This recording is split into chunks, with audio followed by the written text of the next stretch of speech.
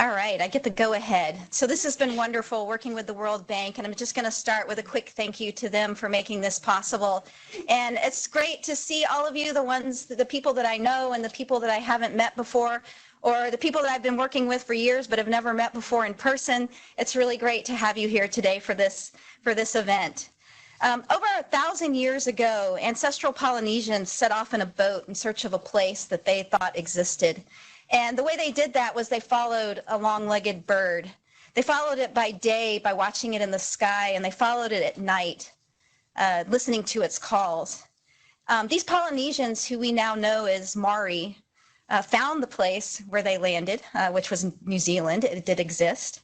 And the bird, which we know as the bar-tailed godwit, but they know as the kuaka, I hope I pronounced that correctly, continues to be a symbol of strength and leadership for the Maori community in New Zealand. But in 2009, researchers from the Point Blue Conservation Science and the U.S. Geological Survey stood probably in about the same place where the Maori landed at that time. And in their arms, they cradled 3 bar-tailed godwits. They took those godwits and they fitted them with satellite transmitters and released them from New Zealand. And the information that those birds gathered over the next months and years actually provides us with phenomenal information about bird migrations. One of those birds was very cleverly nicknamed E7, was recorded making an amazing circular flight from New Zealand north to China's Yellow Sea, onto the tundra of Alaska where it nested. And she finally left in September, heading back down to New Zealand. What they didn't know is that this bird would not stop. It flew for almost 8 days without stopping, without eating, flying more than 7,000 miles. So it set a record for the longest nonstop flight. We get this perspective from our technology. Of course, the Maori gained a different experience as they followed the birds, actually seeing them make that flight and understanding that they were going long distances. The long distance migrants have always been extraordinary, but we now have, with these new technologies, the opportunity to learn so much more about birds and bird migration. The tracker that E7 carried helps us learn how birds migrate over vast distances, the habitats they use over time, and even to some extent the factors that threaten their populations. Global tracking technologies allow us to understand threats to birds and to take actions to protect them. E7's migration was fraught with threats on its stopping site in New Zealand, human disturbance, and dogs are common, interrupting their foraging and their resting. In the Yellow Sea, impacts resulting from development are decreasing the amount of mudflats they have to forage and feed in. And then once they get back to their breeding grounds in the tundra, changes in climate are affecting ocean currents that also affect wind currents and storms, and those also affect migration. In 1993, the Smithsonian Migratory Bird Center created a hemispheric event to connect people to bird migration and to raise awareness of the phenomenon of migration and to serve as a call to action to help protect birds. Today, World Migratory Bird Day, as it's called, is implemented globally in a partnership with Environment for the Americas, the United Nations-backed Convention on Migratory Species, and the African Eurasian Waterbird Agreement. This year, we're sharing the story of E7 and other migratory birds through our education campaign and the theme, Birds Connect Our World. Birds depend on connected habitats over vast distances, on migrations that transcend our human's eye view of the world, and challenge our research and management strategies. This year's theme emphasizes the connectivity of habitats across the world and the ecological and human connections birds make across borders, continents, and oceans through their long-distance travel. I'm delighted to launch World Migratory Bird Day 2020 today with our panel discussion on tracking technologies and their contributions to bird conservation. And here to manage our 5 panelists with a very difficult task is Rita Sesti. Rita is the practice manager for the Latin American and Caribbean region with the World Bank's Water Global Practice. She holds degrees in engineering from Peru and the United States and has worked as the global lead on water for agriculture to facilitate knowledge exchange and learning. Thank you very much, Rita. Enjoy the discussion, and we'll look forward to having questions and answers following all of the presentations and a reception to follow. Thank you so much for coming.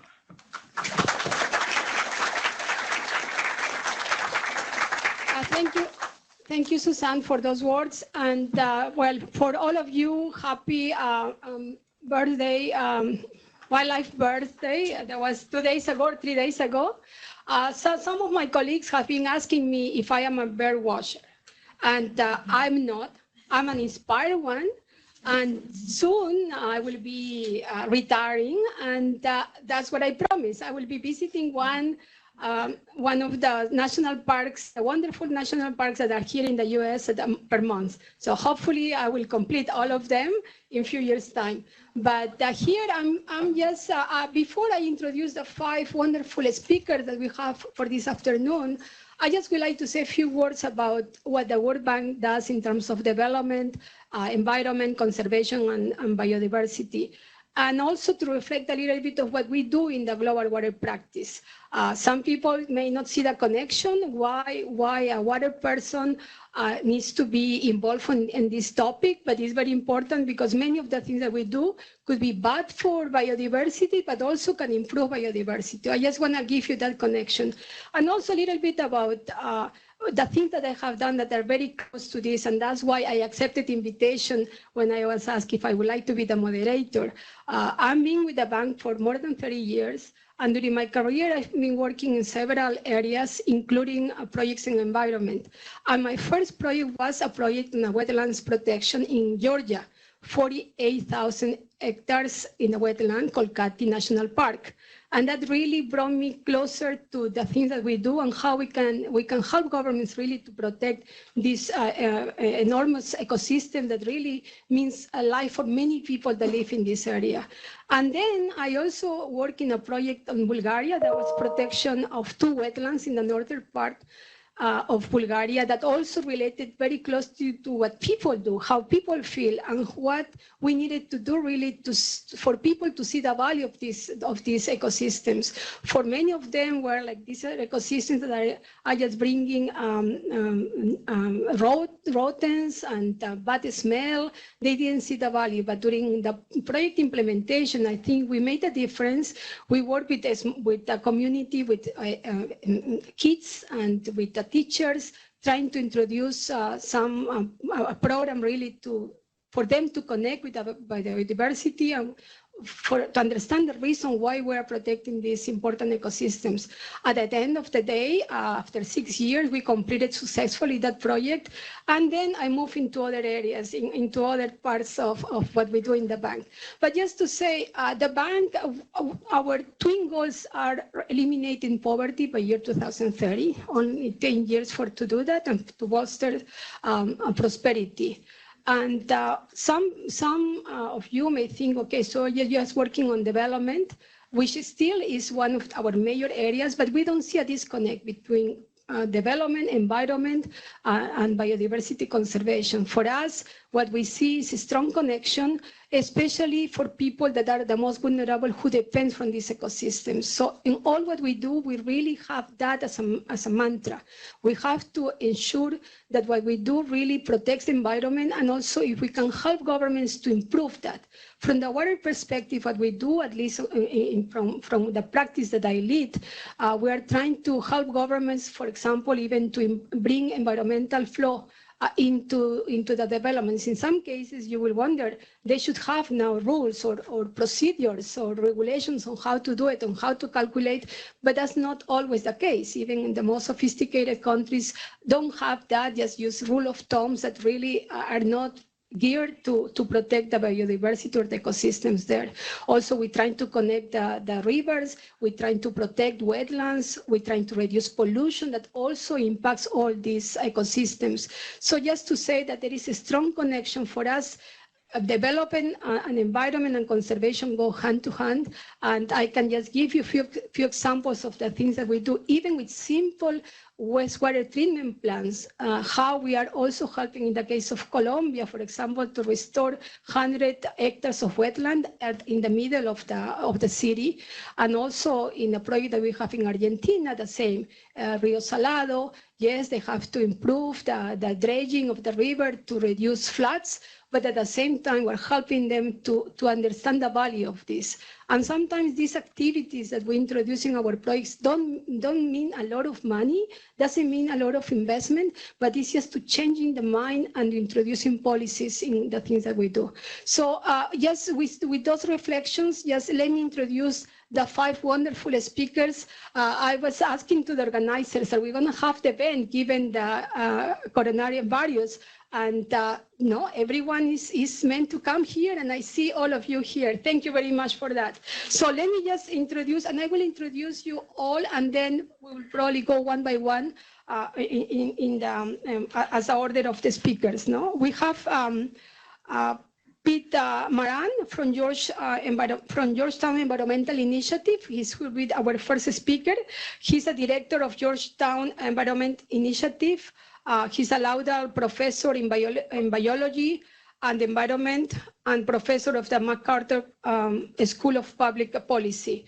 He's a former director of the Smithsonian Migration Bird Center. Welcome, Pete. Then we will have Elizabeth Rich. She's from the U.S. Fish and Wildlife Service. She's a team leader of the U.S. Fish and Wildlife Service Avian radar project. Under this project, she has moderated airspace and migratory birds and bat around the Great Lakes, and we will hear more about that experience. Welcome, Elizabeth. Then we have Autumn Lin from the Smithsonian Autumn Lim Harrison. She's from the Smithsonian Migration Bird Center. She's a marine ecologist with the Smithsonian Migration Bird Center and the program manager of the Migration Connectivity Project, focusing on the migration of large marine animals. Welcome, Autumn Lin. Then we have Stuart Mackenzie. Stuart Mackenzie, he is from the Bird Study Canada. Stuart is a director of the Migration Ecology at Bird Studies in Canada. He's responsible for the MOTUS wildlife tracking system that he will be presenting this afternoon. He covers many aspects of Canadian migration monitoring. And lastly, we have David Sminan from NASA. Dave is a senior research scientist and group supervisor of the JPL Carbon Cycle, is Jet Propulsion Lab, no? An ecosystems group.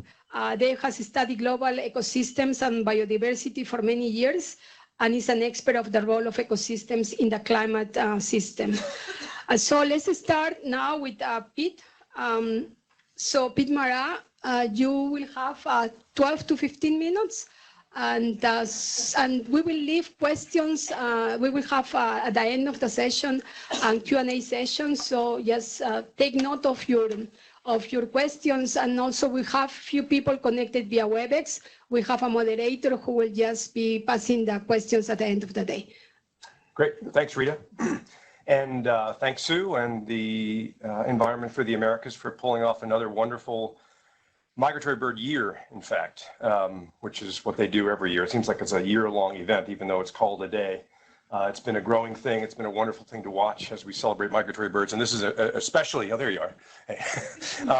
Important year. It's a super year. And it's a year that we really are celebrating so many things in sustainability and biodiversity, things that we really have to achieve in order to meet certain standards and certain goals for the next decade, if we're hoping to sort of achieve some of these big challenges that we have in the environment and across the earth. This theme of tracking is an incredible one, incredibly important one. It's essential for lots of things, and I'll talk about that. My talk is sort of an overview as to why understanding tracking and migration and migratory connectivity is really a fundamental thing that we need to understand for protecting birds, for understanding basic biology, a whole suite of things.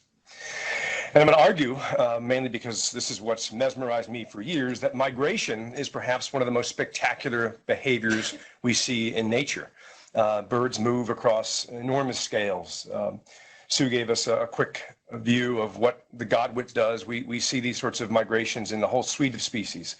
And we see even shorter distance migrations that are equally challenging to understand and actually challenging to follow.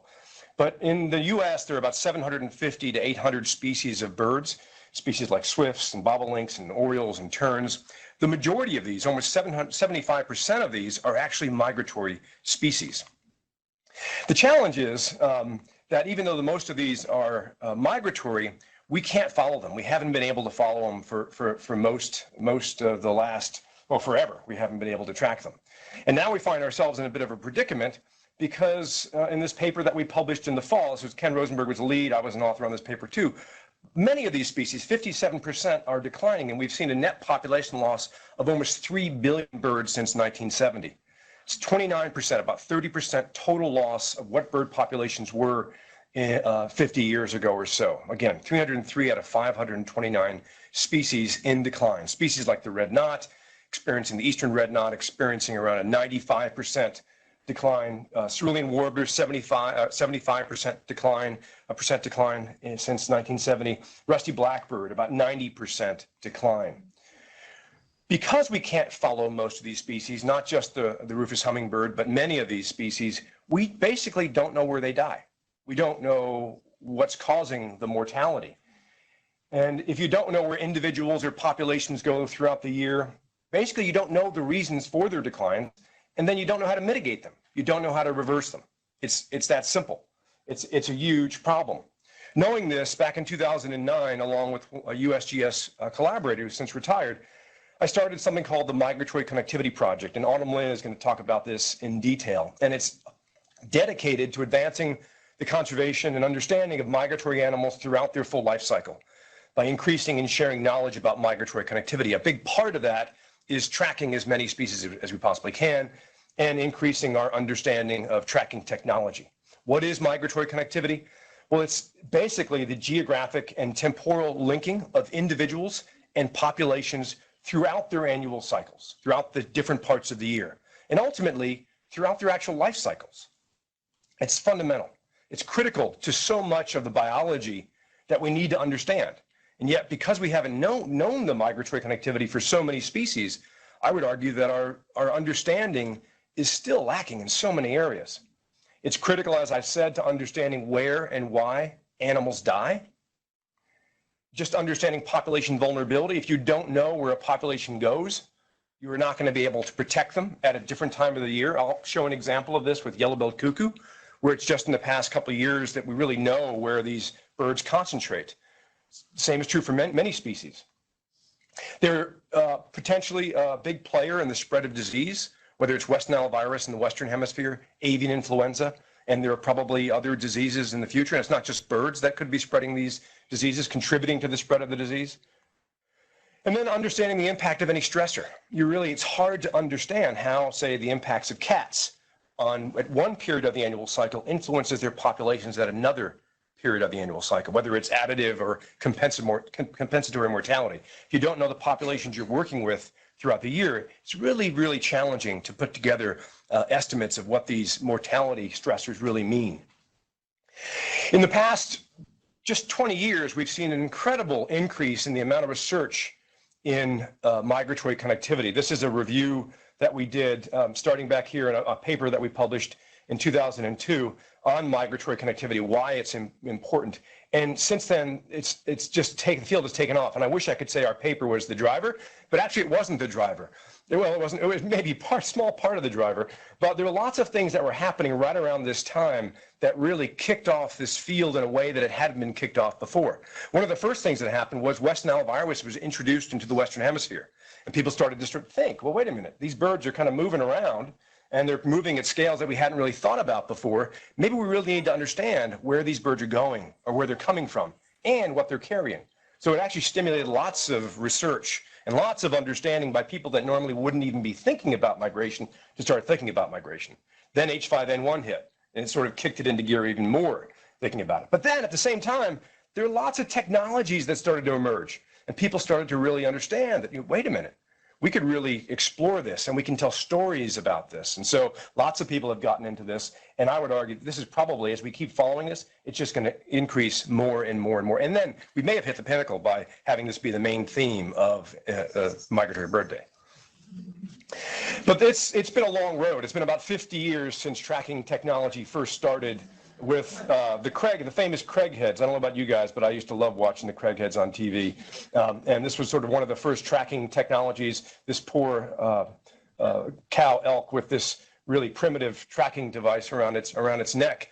And since then, we've come a long way. And today we have satellite transmitters that are 2 grams in size. So we can actually put this on terns and cuckoos, which we've done. And I'll show you what we've done. And archival devices that get down to 0.4 of a gram. And other tracking devices that Stu will talk about, MODIS tags, nanotags that are down to just 1/10 of a gram. So we have really pushed the technology. The technology is pushing us in ways and opening up new doors and new insights into the biology of birds, into the biology of dragonflies, into the biology of all sorts of things that we didn't know before. And it's an exciting time to be doing this work. The problem has been that most animals are small and the devices have just been way too large. It's that simple. And the areas they cover have been too vast. So I'm going to talk about 3, just a quick overview of this, sort of one of the initial attempts to do this, banding capture recapture. And then I'll talk about one of our studies on the once endangered Kirtland's warbler, using light level geolocators at first, but then we've since started using nanotags, again, technology that Stu will really focus on, but I'll highlight one of our studies there. And then a new study on yellow-billed cuckoos using 2-gram tags. These latter 2 studies, the Kirtland's warbler study is one that's really being led by a postdoc of mine named Cooper, and the yellow-billed cuckoo being led by a postdoc of mine by the name of Callie Stanley. I think Callie's here if you have questions afterwards. There she is in the back. So banding has been around for over 100 years, and it is an invaluable tool for lots of reasons. But one of the reasons it was first started was so we could hope to find where these birds were going, because it was a mystery 100 years ago as much as it is today. But these data have, really been questioned as to whether or not they've really been useful in locating birds. And so just in the past 5 or 6 years, we've started to analyze all these capture-recapture data, and they're now part of an atlas that we're putting together on migratory connectivity for the birds in North America. And so in the last 100 years, there have been about 77 million birds banded and only about 5 million re-encounters.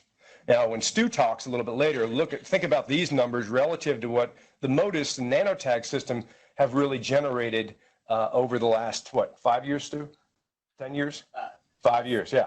So 77 million over 100 years versus what he's going to tell you over 5 years.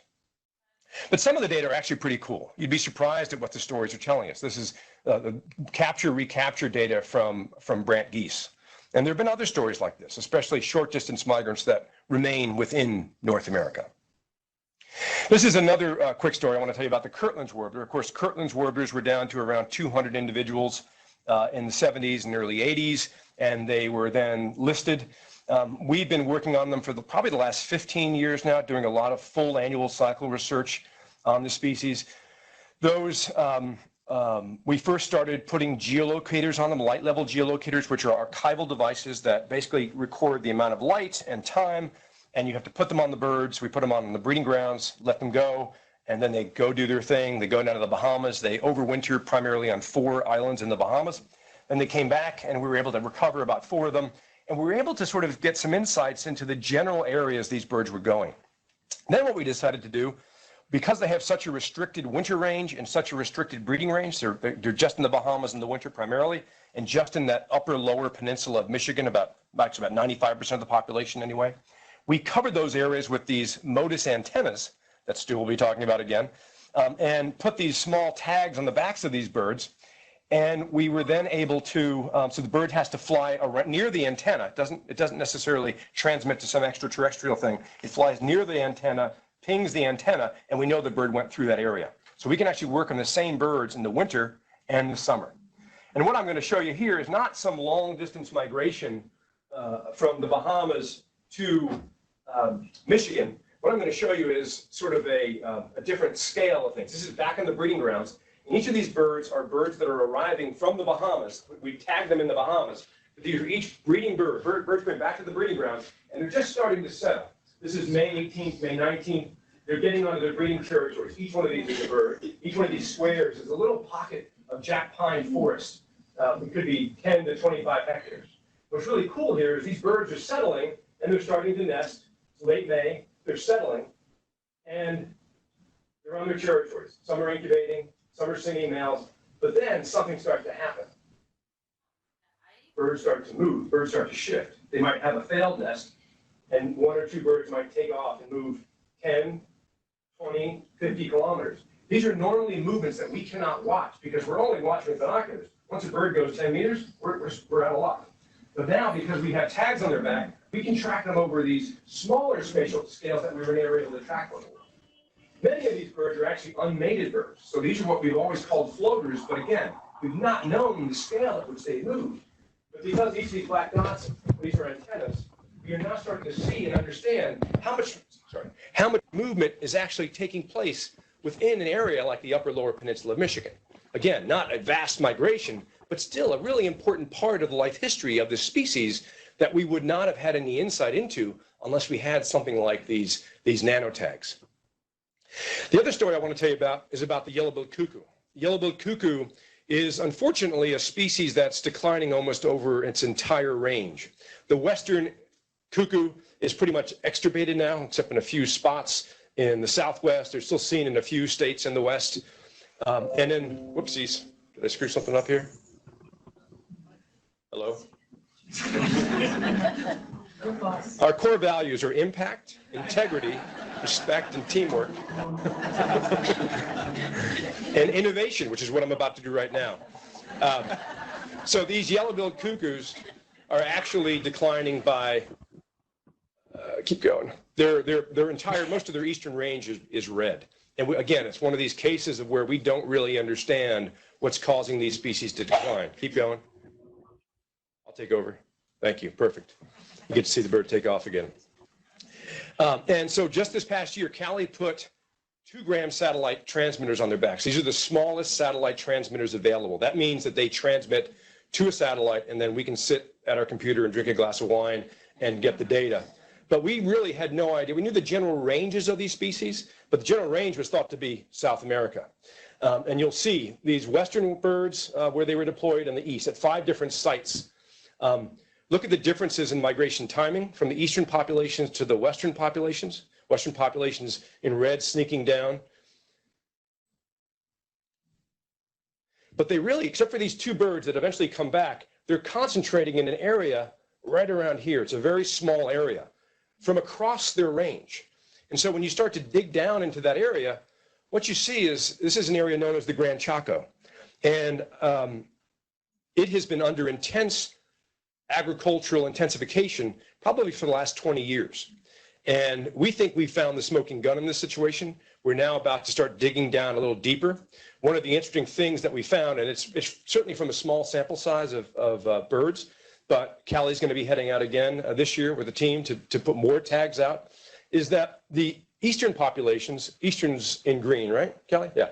Eastern populations are in the north, and the western populations are in the south. So even though it looks like this small area, there seems to be some spatial segregation even at this scale of Argentina, Paraguay, and Bolivia. And so, and if you, I don't know if you can see this that well, but all this cutover area is land modification that's occurred in that area of the Gran Chaco. So I wanted just to give you kind of a quick overview of how important it is not just to study conservation across the full life cycle, to understand the fundamental biology, to understand anything to do with conservation, but halting declines really requires understanding where and why the mortality is occurring. In this case, for the cuckoo, we think it's probably land use modification that's happened, basically habitat destruction. And the first step to getting there has to be tracking. We have to track these birds. It's fundamental to any of the things we do. But I'll say that after that, it is going to take international cooperation at a level that we have not done yet.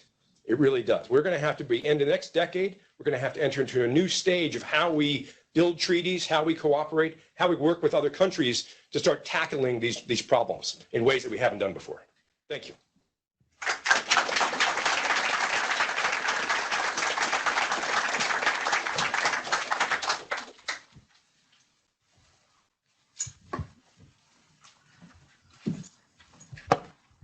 All right, thank you very much. So I am Beth Rigby, and I work for the U.S. Fish and Wildlife Service. I'm based in Bloomington, Minnesota, so any chance I can get to DC in the what's arguably the springtime is good by me. So I wanted to talk today about a project we've had going on in the Great Lakes region for almost the last 10 years, looking at airspace use by migrating birds and bats.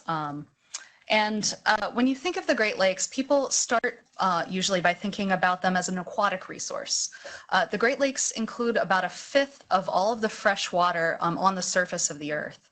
So they're an incredible aquatic resource. They provide drinking water to almost 40 million people. They also provide recreational and commercial fisheries, a lot of marsh habitat, etc. But when you also think of these lakes, they have the potential for migratory birds to be something of a barrier, where a migratory songbird can't land on a lake. So if it winds up out over a lake and kind of runs out of steam and doesn't have energy to continue its flight, that can be a big problem. So we got interested in this project with looking at the Great Lakes and how they affected migrating birds moving through the area. There are millions of migrating birds that move through the Great Lakes region headed towards Canada each spring and fall.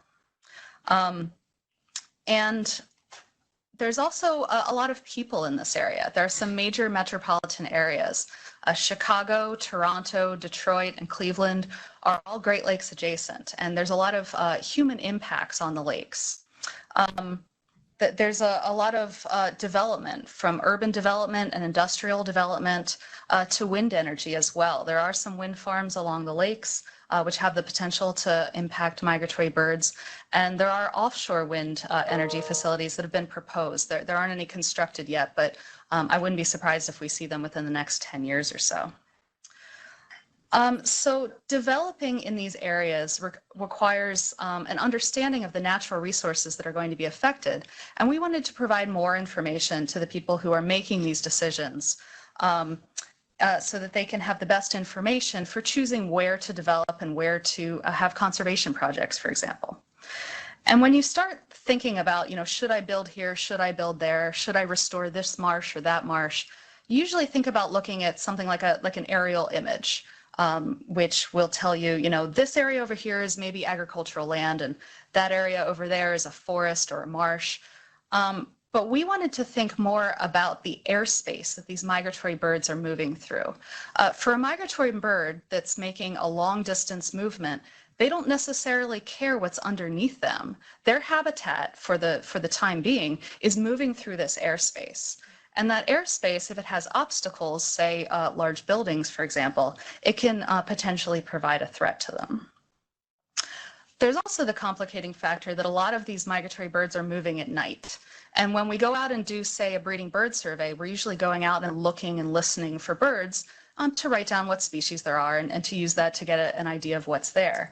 But you can't really do that for migrating birds because you generally can't see them at night.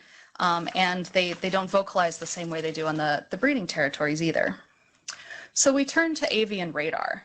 And this is a little different than some of the other technologies you'll hear about today, where you get a lot of information about a single bird that's wearing a transmitter. This is a little bit of information about many, many birds that are moving through the airspace. So we use these mobile avian radar units. They are relatively small. They're on these trailers that we're able to move around the Great Lakes region. And our radar units were purchased with funds from the Great Lakes Restoration Initiative.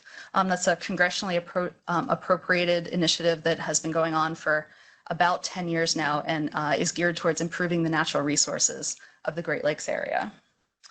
So these avian radar units are able to track individuals in the airspace as they move and kind of keep track of them. So instead of having just a snapshot or a scatter plot, you get an idea of where they're moving, what direction they're moving, etc. And they're autonomous, so we can put them out in the spring, allow them to operate, collect data for 24 hours, and do that for several months at a time.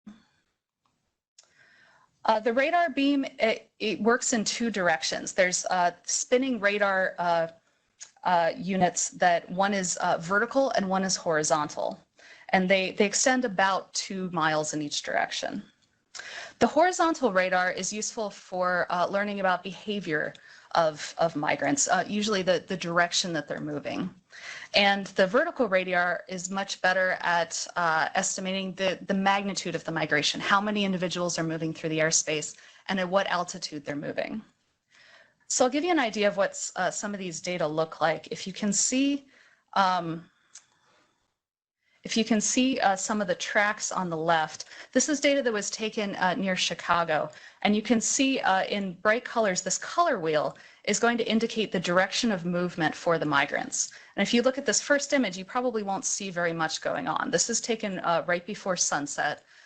There's a few birds in the air, probably seagulls mostly, moving around the area, but not a lot of traffic. And on the right-hand side, you can see the vertical radar information. That's going to give you the altitude and a better idea of how many are using the airspace. So soon after dusk, we start to see a big increase in what's going on. And you can see on the, on the left-hand side here, you see all of this purple tracks. Those are all migrants that have taken off. You see this big upwelling of birds soon after sunset that are going to begin their migration for the day. And on the left, you can see that great increase in traffic compared to the last one. We usually see kind of a peak of migration right around midnight. This data is from 2 a.m., but it's pretty similar. And you'll see that most of these tracks are kind of bright blue. That means they're headed to the north. These are all moving in kind of a broad front migration, headed north, not probably caring that much what's underneath them, but just headed towards Canada. Now at dawn, we see something a little bit different. When the sun starts to come up and it starts to get light in the sky, these migrants will tend to turn towards shore. They realize that they're out over the water and they make a decision. They turn towards the shore to seek shelter, to seek a place to rest, a foraging location, escaping predators, that kind of thing. So the shorelines become very important at that dawn time period because you'll have an accumulation of birds at that time.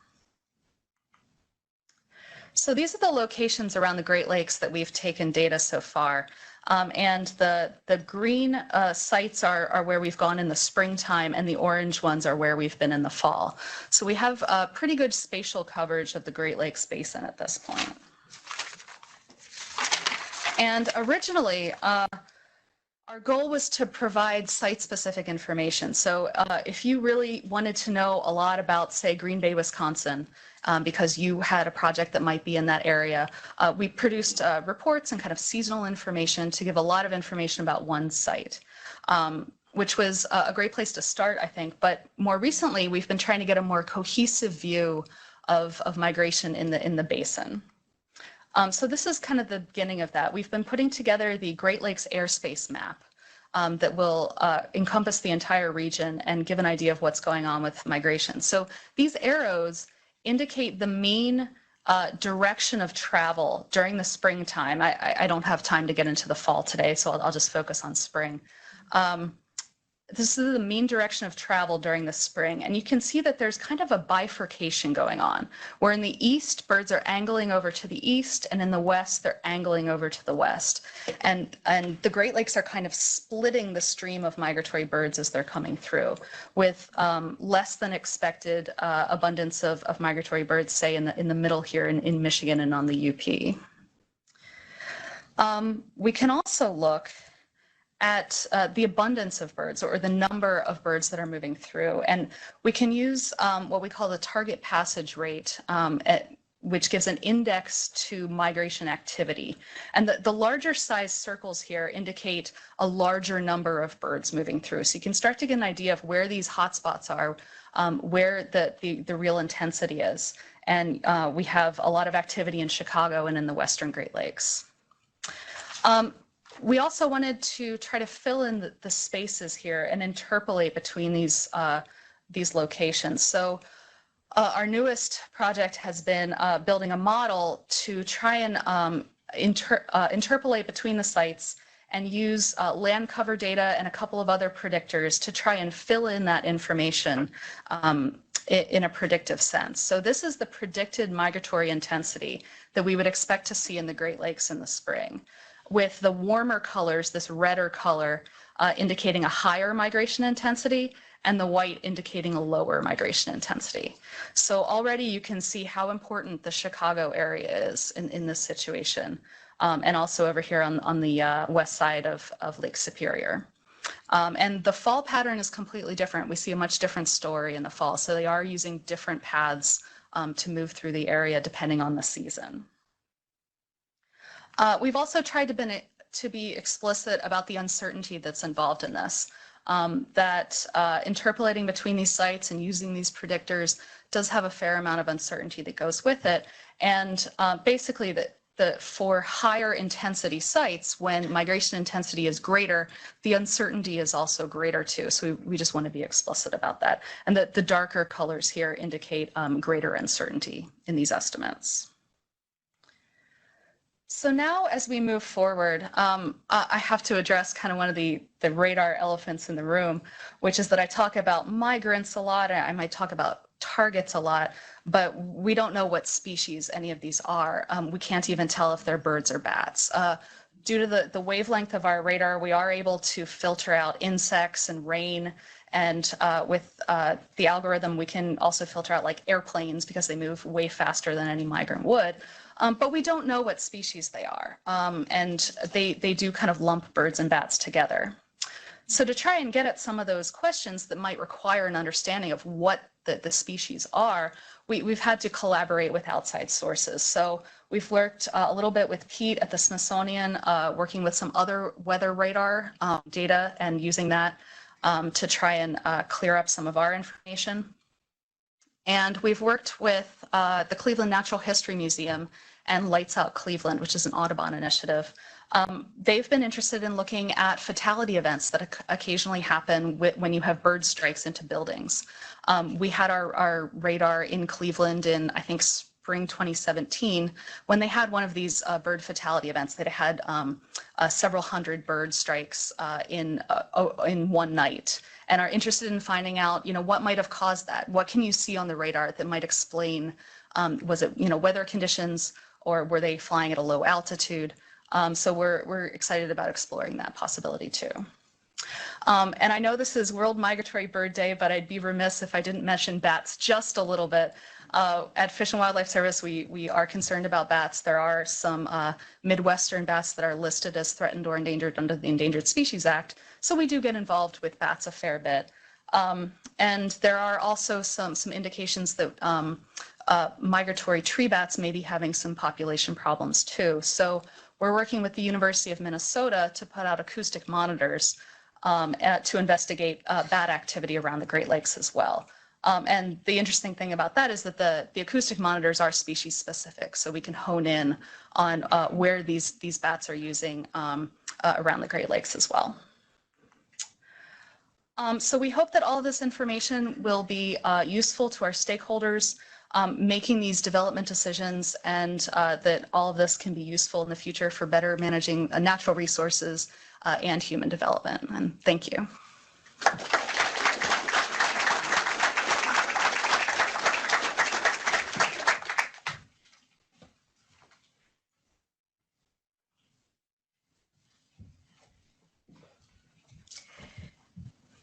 Thank you so much for this invitation to talk about one of my favorite things, bird migration. This is one of my favorite bird migrations revealed by electronic tracking.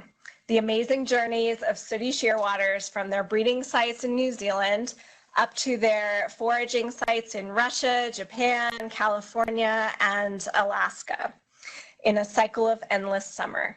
This work was done by Scott Schaefer as a part of the Tagging of Pacific Predators project.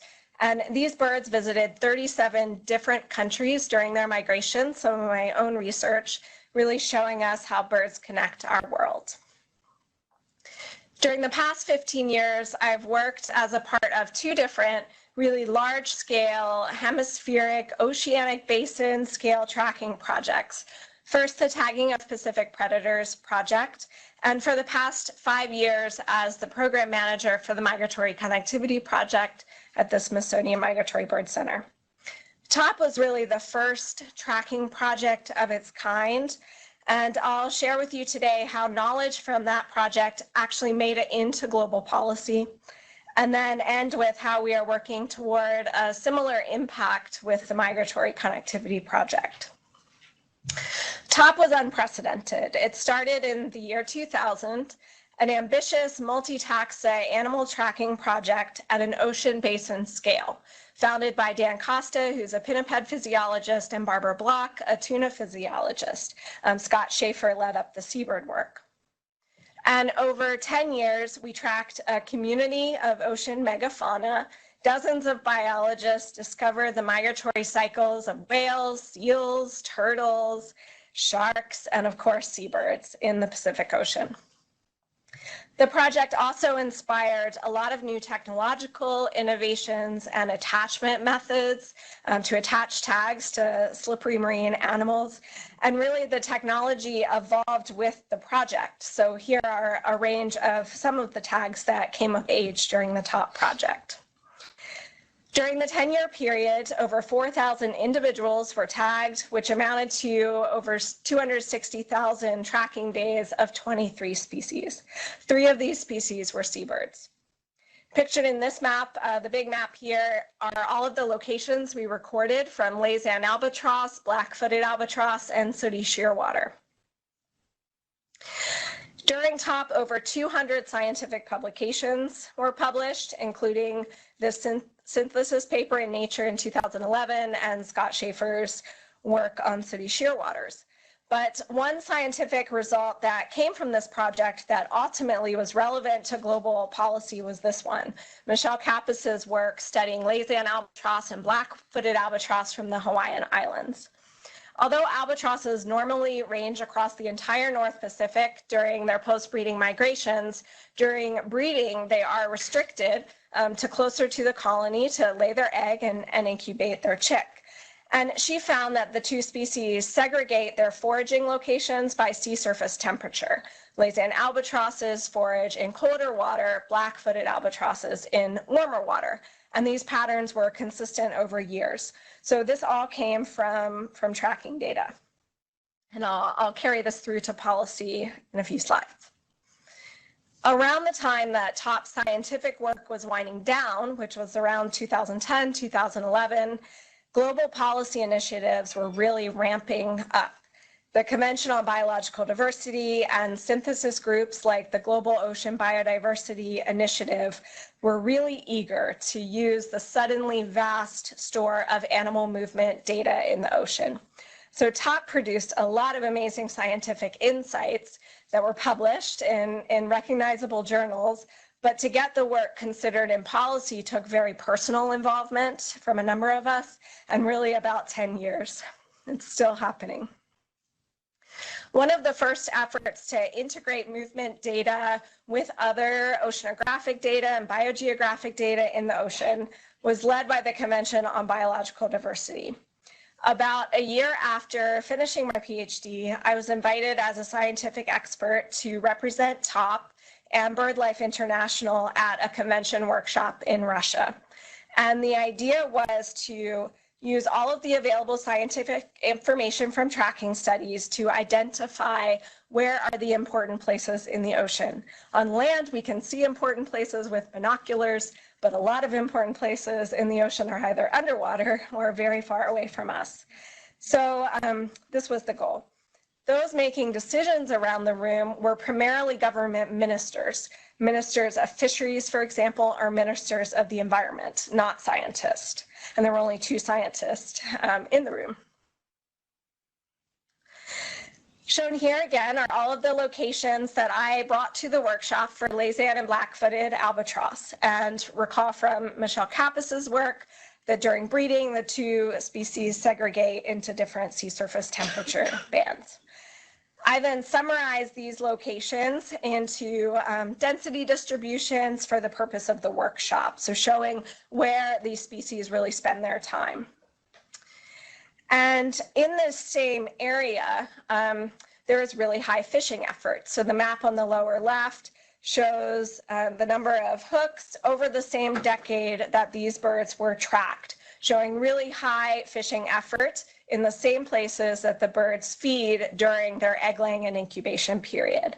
And this does result in high bycatch of seabirds by fisheries, incidental take of birds by commercial fisheries. All the red dots there are places where albatrosses were caught by commercial fisheries.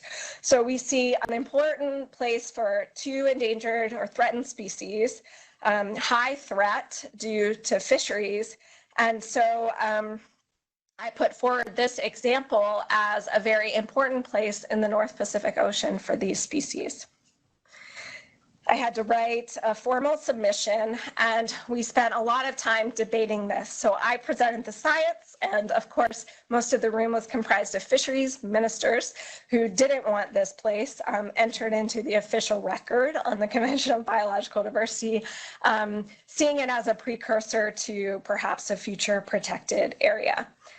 But in a process that was much harder than my own PhD defense, the submission was ultimately accepted in the official convention record and on their website and on all of the global maps now of ecologically significant places in the ocean. So it really took a personal battle to make this happen.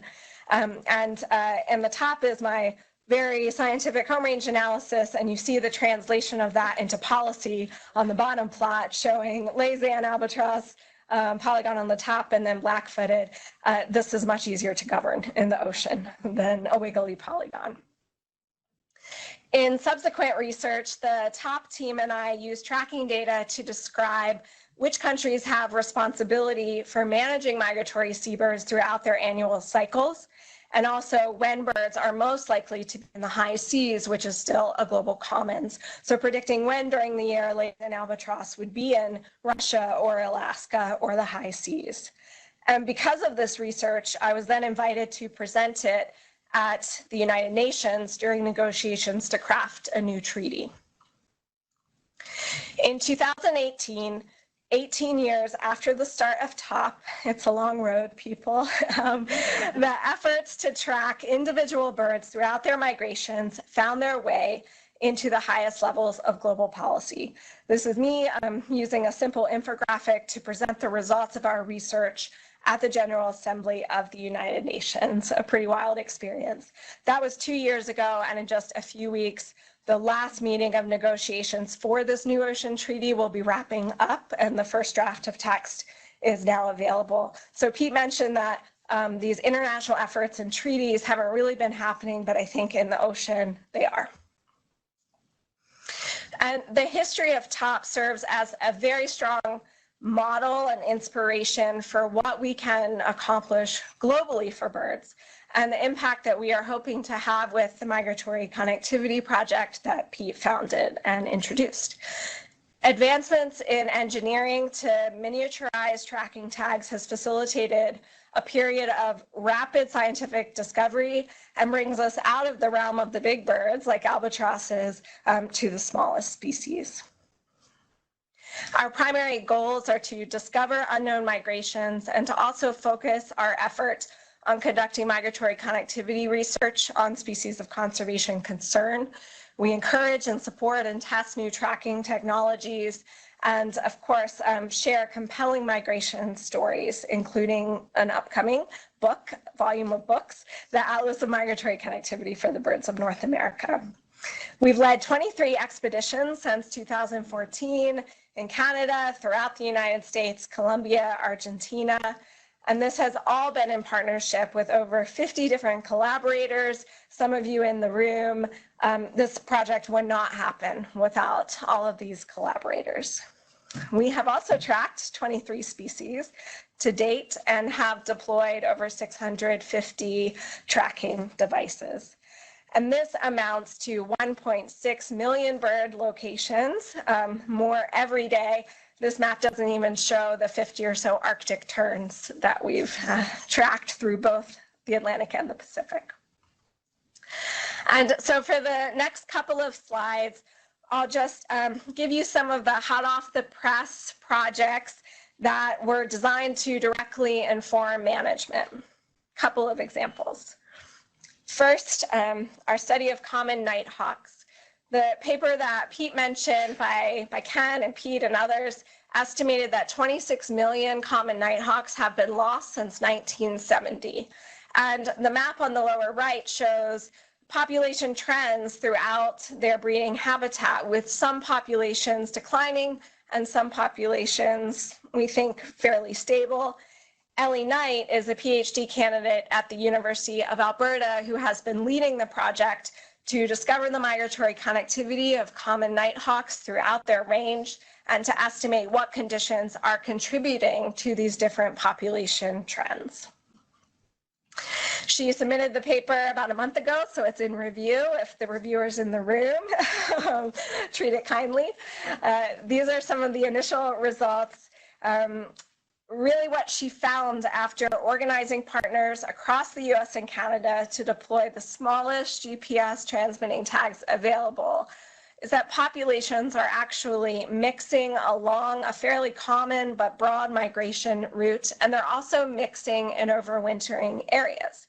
So no real strong signal there about what may be driving differential population trends.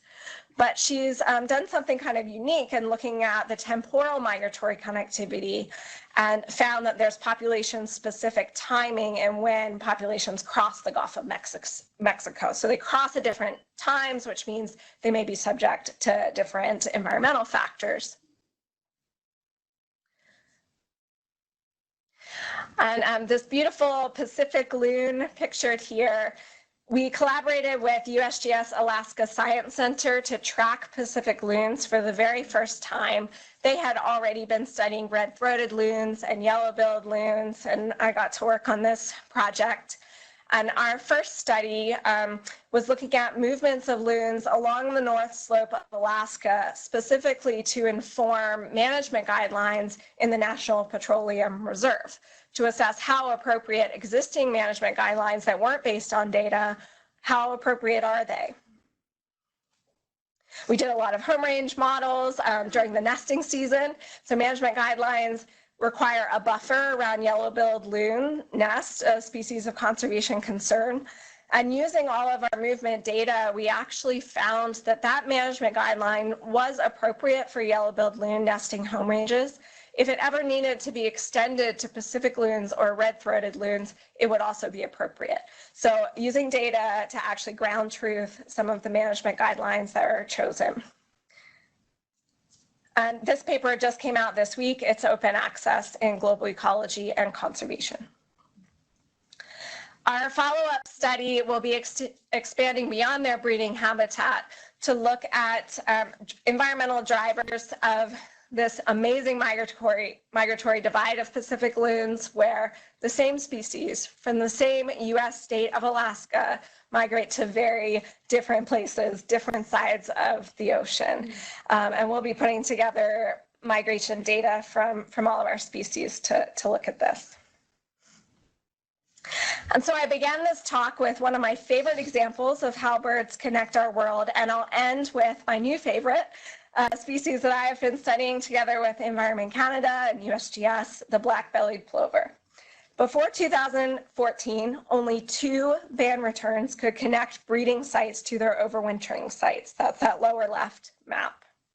And in just 5 years, we have learned amazingly more than the 100 years that came before. So information from tracking technologies truly does empower us to connect science to conservation to help save birds. Thank you.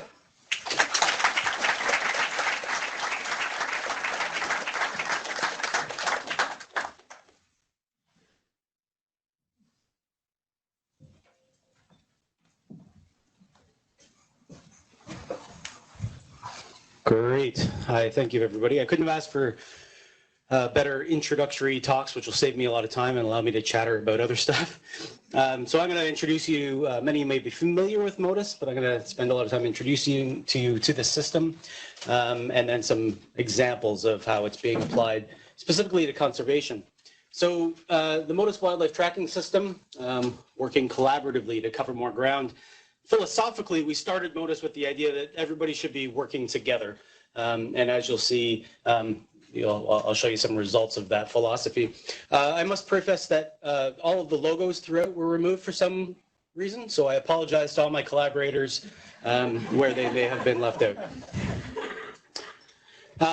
Including my organization, Birds Canada, and we're Canada's voice for birds. So if you need to know anything about birds in Canada, I'm your guy. So following on Pete's, this is another rendition of the same plot about bird decline, but I wanted to focus on another sort of point about this, and that's to do with shorebirds, grassland birds, and aerial insectivores, which are all in the steepest decline.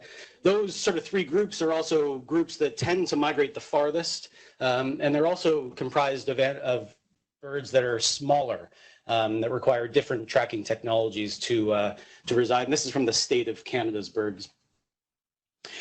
So on that theme of tracking, I'll take a little bit of a sidestep here. It's that from tracking biologists, it's our goal really to know everything about all animals at all times. And there isn't a single technology that exists, and this has been displayed through all these talks here today. All we have is a variety of technologies that all complement each other. And in order to get that holy grail of everything about all animals, we need to figure out a way to combine them and to sort of get that full picture of an animal's life cycle. And one of those is MODIS. Do we have sound? Our hearts. And I'm going to let the pretty birds tell the story, and I'll pick it up afterwards. To surprise and fascinate us with their behavior. To inspire us with amazing feats of strength and endurance. Some songbirds migrate thousands of kilometers every year in challenging conditions. Birds play critical roles in our ecosystems. They pollinate plants and spread seeds. They help control insects. Birds are also valuable indicators of change. Many populations have been seriously declining for decades. 1/3 of North American bird species need urgent conservation action to avoid extinction. We have to act now to protect the habitats and systems that support all life on Earth. But how?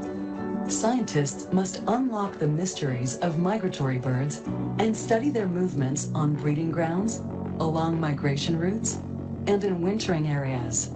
The MODIS Wildlife Tracking System uses tiny tracking devices and a network of hundreds of receiving stations strategically located throughout the Western Hemisphere.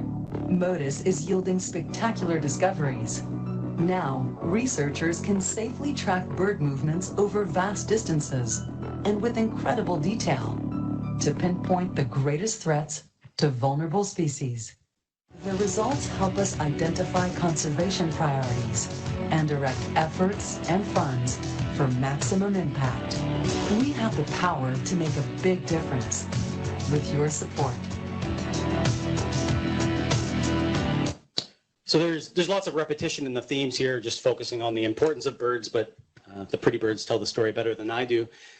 So what MODIS is a collaborative network of researchers all working together, and this diagram sort of depicts how it all works. We have researchers, many of which in this room, tagging animals that fly around the world and pass receiving stations, and then all of that data gets collected and housed in the Birds Canada database, the MODIS database at Birds Canada, and then is disseminated to the researchers to a public interface where all the data is also available, and then also coordinating with projects like the Migratory Connectivity Project and MoveBank to ensure it's archived and used and disseminated for conservation. And the goal, of course, is to inform conservation science, whether it's the basic discovery, policy and management, public education, and then all, of course, leading to conservation action. So a little bit of the nitty-gritty. Currently, for migratory animals, at least, it employs the smallest available technology, so less than 0.2 grams, some of the tags, which allows us to tag things like monarchs and dragonflies, as well as the smallest migratory birds. Each of these stations continuously monitors what's flying around them, and the detection distance for any antenna is 10 to 20 kilometers in ideal conditions. They have extremely high temporal precision. There's no need to recapture the animals, and there's the central data management and multiple technology and research partners. So if a bird were to take a circuitous route, these are stations around the Western Hemisphere, at least, from Tierra del Fuego through the Andes of Colombia to southern Ontario and coastal Nova Scotia. All those stations are talking to each other, so to speak. And the network has grown significantly over the past 5 years, with over 800 stations around the world in 28 countries, including an extensive array in Europe and expanding to Australia. And things are taking off. So in the last 5 years, the axis is gone, but that's the number of detections in the MODIS database. So since we sort of started counting in 2013, we now have over 1 billion detection records from birds that have been tracked with the system. And at the end of the talk, I'll summarize what that comprises. So we'll take a quick step back to my hometown, Long Point, here on the North Shore of Lake Erie. And I'm going to focus a little bit about scale and how MODIS can be used at a variety of scales to inform our knowledge of migratory birds. And we're going to focus on the beautiful Swainson's thrush. And this is a fairly complicated plot. This is signal strength of a tag, and this is time along the bottom at a perfect sort of at that time when they depart on a migratory flight. And when signal strength is calm, you can see the bird. That just means it's quiescent. The bird is not moving; it's sleeping, and then it sort of wakes up. You get a peak in little signal strength, and when it takes flight, you get another peak in signal strength. So this is actually to the second when the bird is in a state of sleep, if you will. It wakes up, moves around a bit, decides to depart, takes off on a flight, and for the next 20 minutes, leaving the site. And depending on the orientation of the antenna that they're detected on, we can actually tell which way they're flying. So we know when they eat, we know when they sleep, we know when they decide to wake up, we know when they decide to take flight, we know which direction they're going. So it's this extreme detail into really, forget about privacy if you're a Swainson's thrush with a nanotag. And as you scale up, that's sort of the scale of a local site. But as you scale up across, all of southern Ontario, we get that information from the local sites, but also between sites, and we can start to infer where they're stopping over, by where they're not being detected, and key migration corridors within more regional locations. And in southern Ontario, the Niagara Escarpment is one of those key corridors at that more regional level.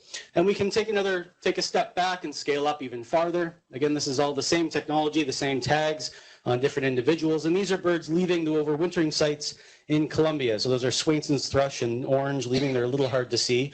And then the champions here in gray cheek thrushes that are all departing a critical spot in northern Colombia, many of them crossing the Caribbean Sea and the Gulf of Mexico in one flight and making landfall in the States and then carrying on to their breeding grounds in northern Canada. So we have these variety of scales, and then just to reiterate the point of, you have this sort of landscape, hundreds of thousands of kilometers information, but when you drill right down, this is the arrival of 4 individuals on the Gulf Coast of Mexico, having left Colombia 2 nights previous. So at 5:30 in the morning, this is a characteristic crossing a tower pattern at 5:30 and 6. And then these ones, romantically, I like to think they flew wingtip to wingtip all the way from Colombia across and then arrived on the Gulf Coast at the exact same time. And this study allowed us to determine that the pace of continental migration in gray-cheeked thrushes was determined by the amount of fat that they were able to accrue in Colombia. Now that spot in Colombia is it's some of the highest biodiversity on the planet, and it's also incredibly important for gray-cheeked thrushes and likely very important for other migratory birds as well. So in the case of northern Colombia, for migratory birds and other biodiversity, if there's a conservation hotspot, that's it. I'm going to take a look at barn swallows now. In Ontario, at least, we're experiencing probably about a 78% decline since 1970. And there's that big question mark of why.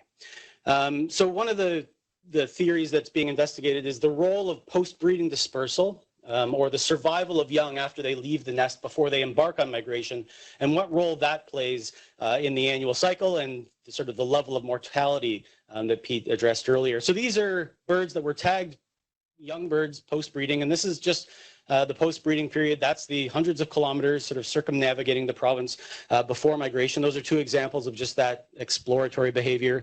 And then here's 2 examples of the exploratory behavior and then what we classed as a migration. And what we learned from this is we're able to use it as a proxy for survival. And we learned that approximately about 42% of all the birds survived in that pre-migratory period. And I'll sort of spare you the details, but what that translates into is that for a female barn swallow, it takes her 3 years to reproduce herself. So if 42% of them are surviving in that period, it leaves a very narrow window for mortality on migration, for mortality in the overwintering period. So a major driver for the survival of barn swallows is this post-breeding dispersal period. Another example that we just published last year in Science, used MODIS to test the influence of neonicotinoids on migratory behavior, and basically just found that birds that were treated with nicotinoids took longer to depart, spent more time on stopover, so it really impacted the pace and their ability to refuel on migration. So not only is it potentially impacting grassland birds or any insects in the environment, it may also be having an impact on migratory birds. And I'd be remiss if I didn't go to our sort of furry feathered friends, bats. So MODIS, it's this collaborative network. We're studying many species of birds. We can also study many species of bats. That's a migratory red bat. And on the theme of Great Lakes migration and offshore wind development that we also talked about, some of the fundamental key elements of basic biology of bats were unknown. So do bats cross lakes during migration? There was no answer. It's not a published answer yet, so you guys are getting a sneak peek. But for all age and sex categories, this is silver-haired bats crossing Lake Erie. We have about a 50-50. Half of them tend to cross the lakes at various locations. Half of them go around. And those are fundamental questions that we need to know the answer for before offshore wind development goes across all of these lakes. And as well, insects can't be left out. So there's not necessarily a conservation implication here yet, but we're starting to dabble in those fundamental questions about migration ecology and insects as well. And these are examples of monarch butterfly tracks in southern Ontario, as well as green darners. And some of these examples is a green darner doing that 600-kilometer trek in 3 days.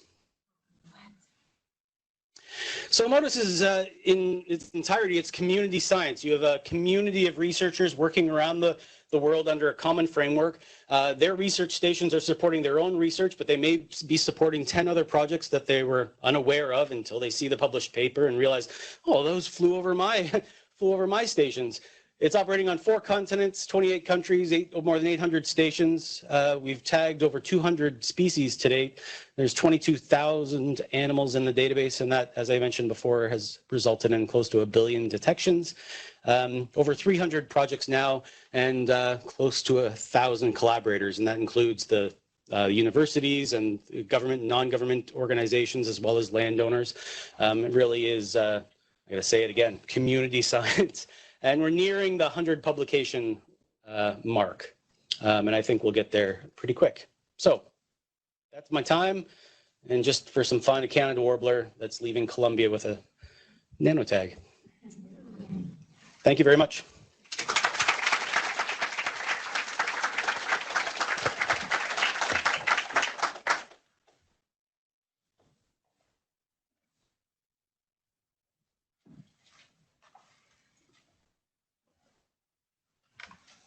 Thanks. It's a real pleasure to be here. I'm only here because my collaborator, Martin Wikelski, who's the leader of the German Icarus project, was unable to be here. But I'm going to be talking about work that's going on very collaboratively to combine 2 space-based technologies to study bird migration and bird biology. One is a whole suite. First is a whole suite of new remote sensing technologies that are coming on board using both airborne and space-based implementations to map and study habitat and habitat change so that we can identify very specifically what's going on with the land surface. And the second is a very exciting technology implemented currently on the International Space Station through a partnership with Germany and Russia to actually be able to receive sensor data from animals more or less anywhere in the world between 50 north and 50 south. The orbit of the International Space Station covers that. So animal tracking and habitat monitoring from space Right now, this is a research and technology development activity coordinated by the Max Planck Institute for Ornithology on the left and the Jet Propulsion Lab on the right, with many international partners. And I'm going to talk about work that reflects a number of different activities. From our NASA point of view, we have a number of science and applications priorities that include conservation, as has been really, I think, very clearly demonstrated, conservation of species that have global ranges and have to be studied across their range, while bringing in remote habitats. In many cases, as you could see from some of the tracking images, birds are going to places that are very hard to visit, very hard to see, areas where there's not a lot of in situ field research on the ground, where most of what we know about land cover and land use change actually comes from remote sensing. We're very concerned with being able to monitor key resource regions, the species that are present and the structure of those ecosystems that affect how migratory birds may use them.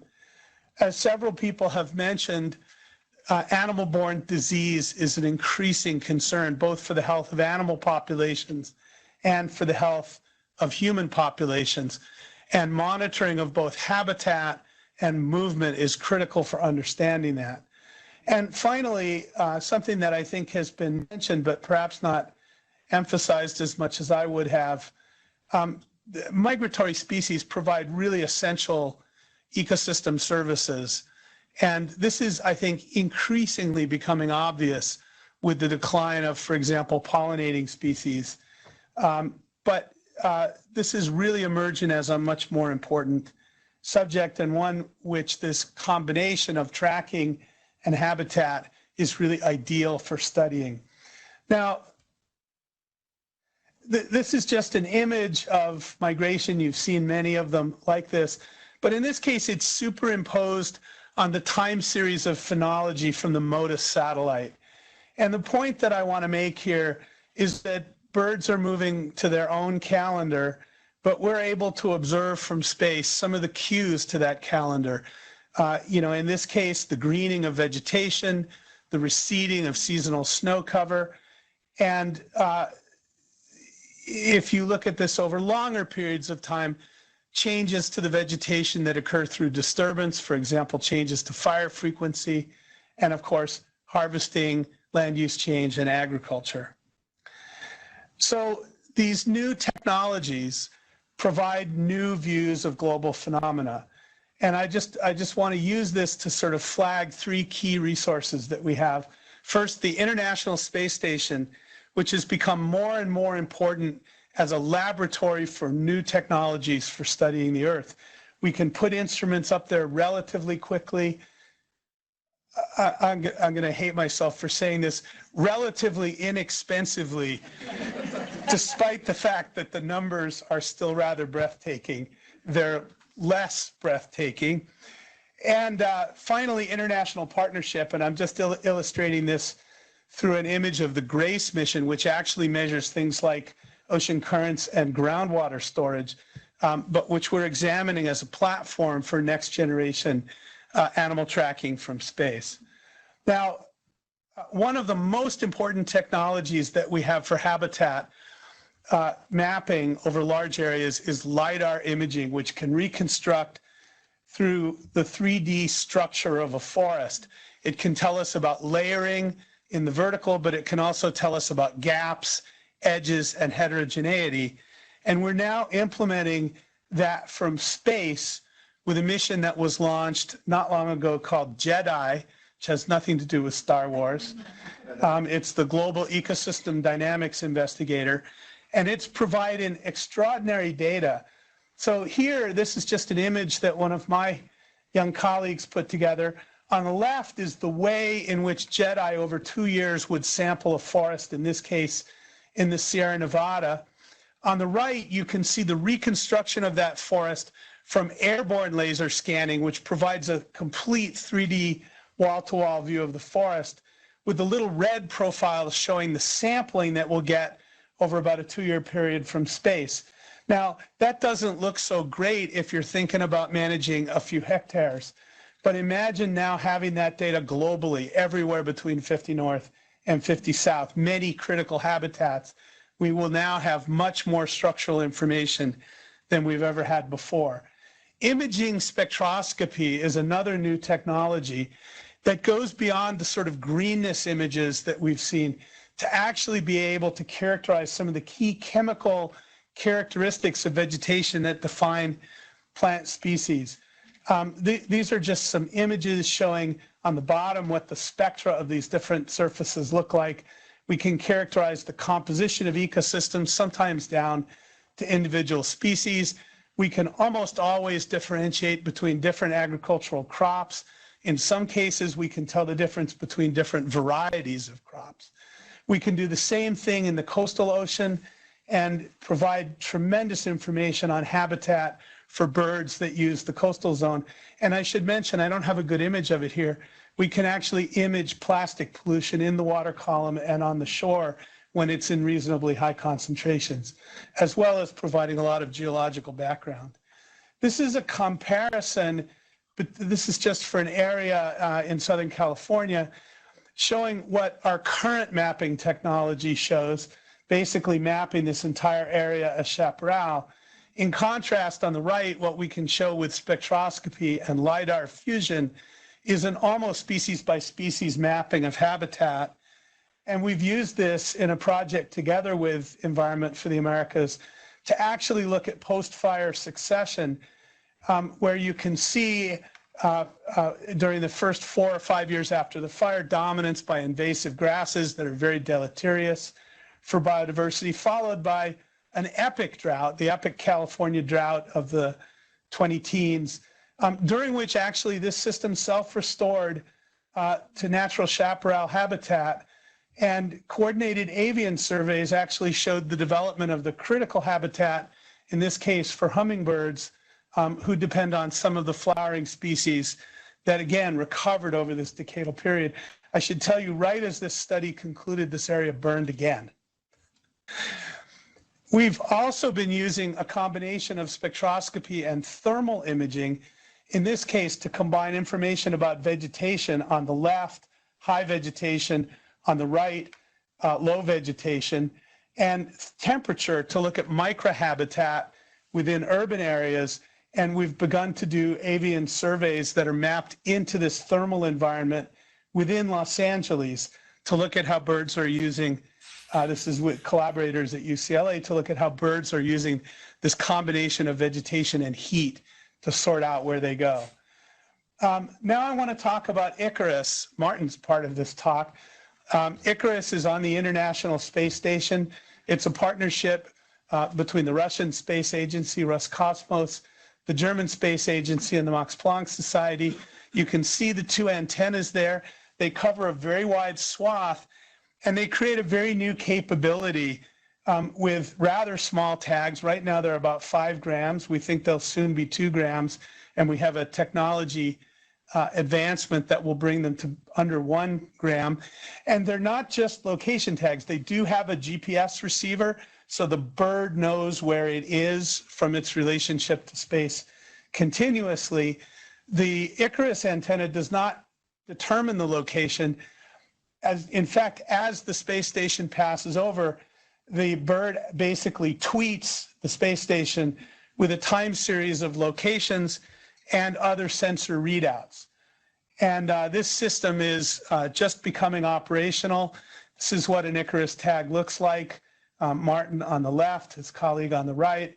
Again, they're currently suitable for relatively big animals, but they provide a tremendous amount of information. And right now, that information can be retrieved about once a month. So with 256 characters, you can store a number of locations or other types of information. Some of these are tagged for altitude so that we can observe vertical behavior of birds. Many of them have temperature sensors. This is a very interesting application. It turns out that when birds are carrying avian flu, this is data collected from a duck on migration, they actually get a fever and you can identify the birds that are sick while they're actually actively carrying avian flu from their body temperature. The technology is not only amazing and scientifically important, it's really incredibly beautiful. This is video recorded from a tag with a camera on a bird flying over the Alps. And I just want to point out that the information that comes from this is not just data, but it's really an inspiring new view of the majesty of nature. And I feel like I have to say that because we have a reputation for being soulless engineers at NASA. And I just really want to emphasize that we are a bit more than that. Thank you very much.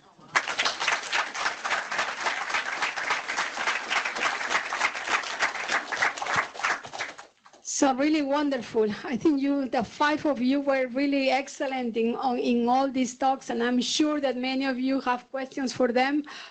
Sue, should also, we have the moderator, no? Who has people, we have still people connected. So yes, let me know whenever it's a good time also to get to them. So we have still 20 minutes, no? So probably we don't start with some questions. I have some questions for the speakers, but I just reserve mine for the end, for the last 2 minutes. So who would like to start? We take 3 at a time. So we have 1 there, 2 and 3. Okay, please. The microphone, we have a microphone that is going to be going around. Please say your name, the institution that you represent, if you are in an institution that was invited to the event, and also address your question, just indicate to whom you're addressing your question. Sure. So I'm Michelle Graham. I'm from the Wild Animal Initiative. We're a small group that's interested in tracking technologies, not just applied to migratory birds, but a wide range of animals. And one of the questions I was most interested in is this sort of through line of cause of death, because as sort of Pete started with, there's this question of why are the birds declining? We can find out where they are.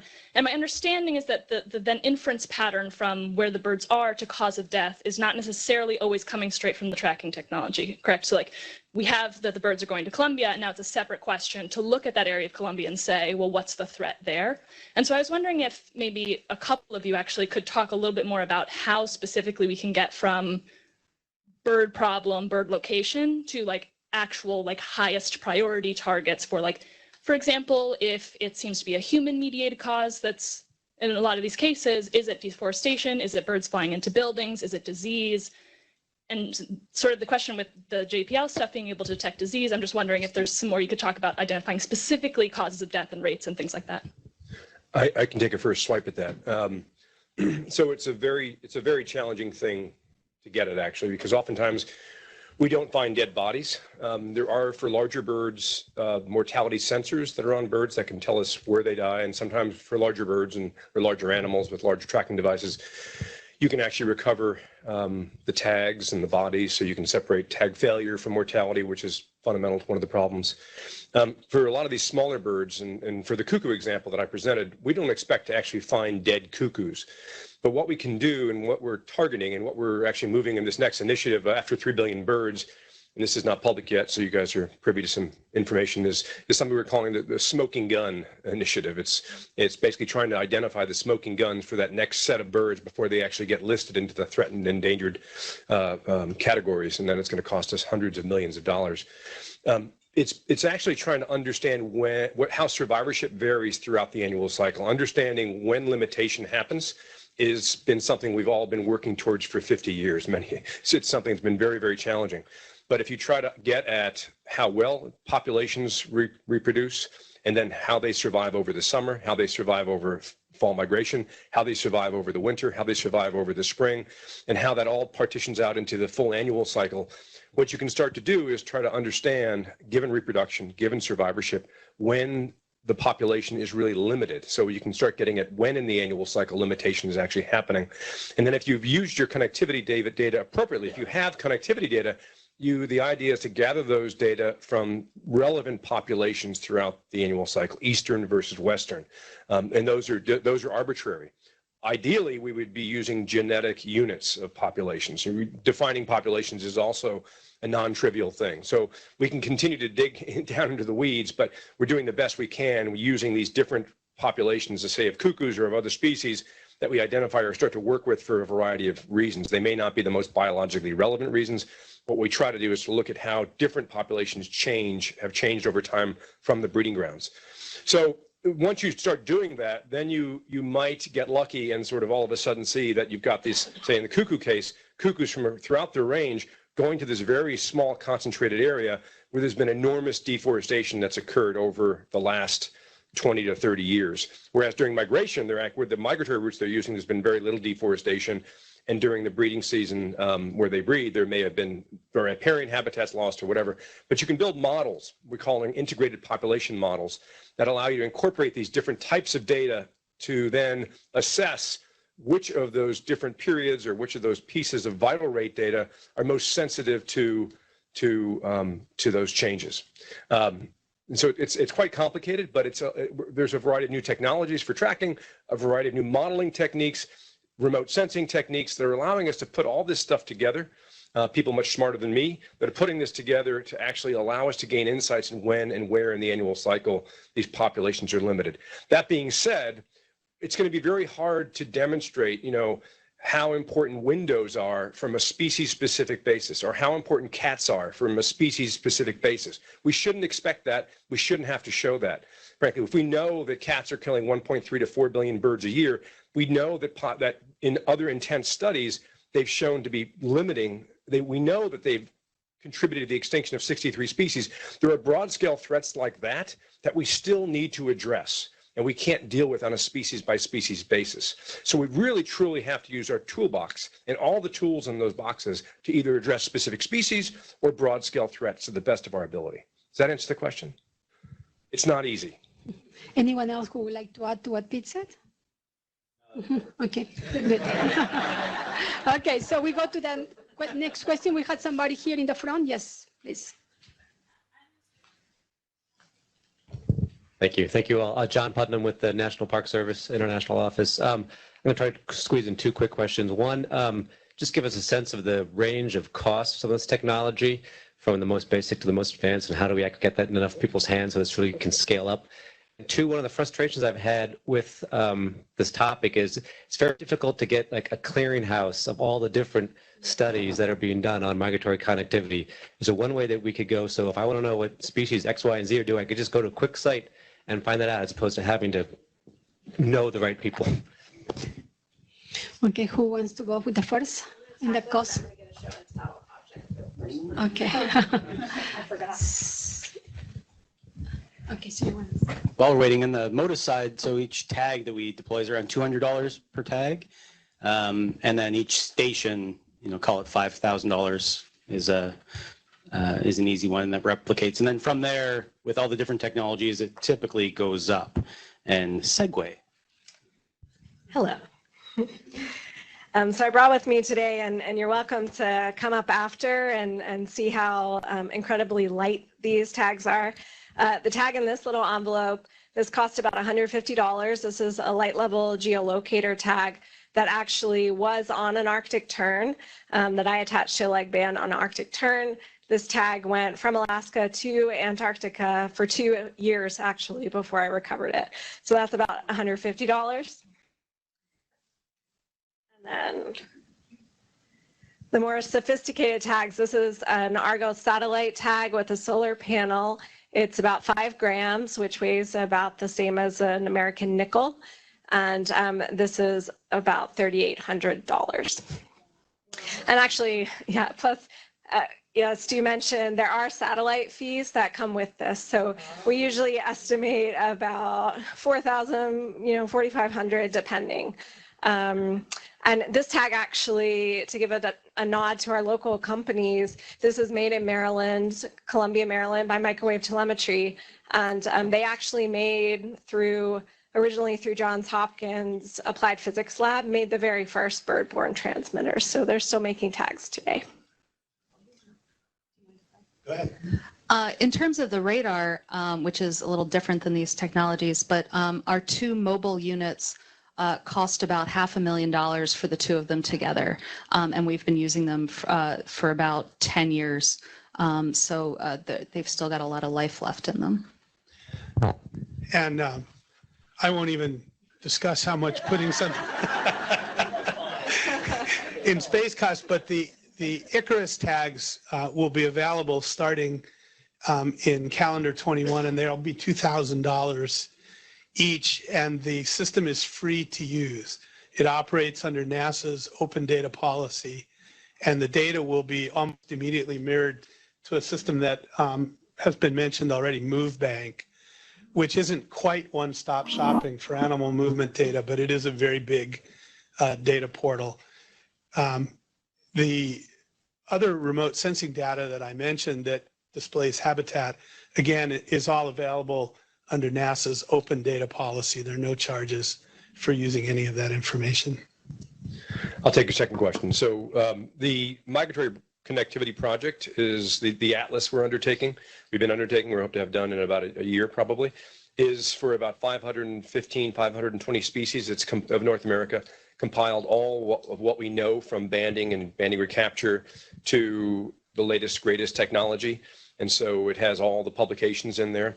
But we're now combining that atlas is evolved over the last just probably 4 months. And we're now including every full annual cycle eBird map as a full page spread, as well as using data collected by our collaborators at National Audubon and their Migratory Bird Initiative. And so that atlas will also be feeding into something they're calling the dashboard, which is an online portal that will also be available with information for the birds of North America. I think if you had one question to the right, and then we go to the next question. Okay. So, yeah. If I took your space in the back, sorry about that.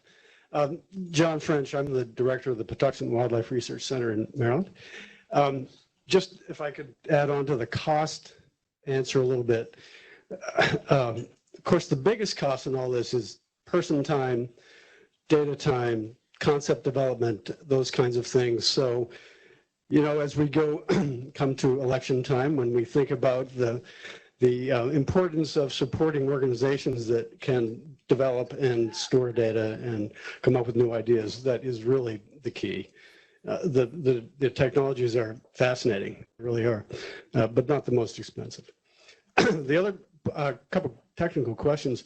Those transmitters that record temperature data, they're implantable transmitters, are they? No, right now well, they could be implantable. In general, the ones that have been, they've been developed for a wide variety of creatures. Okay.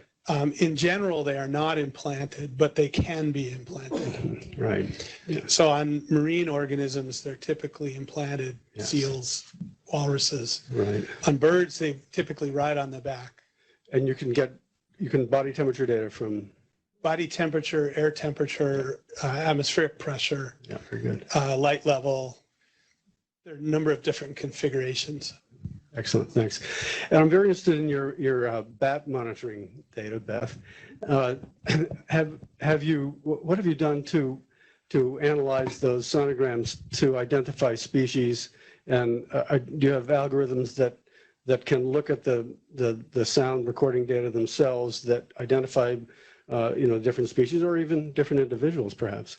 Sure.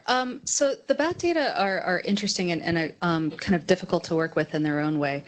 We do have algorithms, programs that will basically listen to the ultrasonic information and can identify species. And there are simply fewer bat species to think about than there are bird species.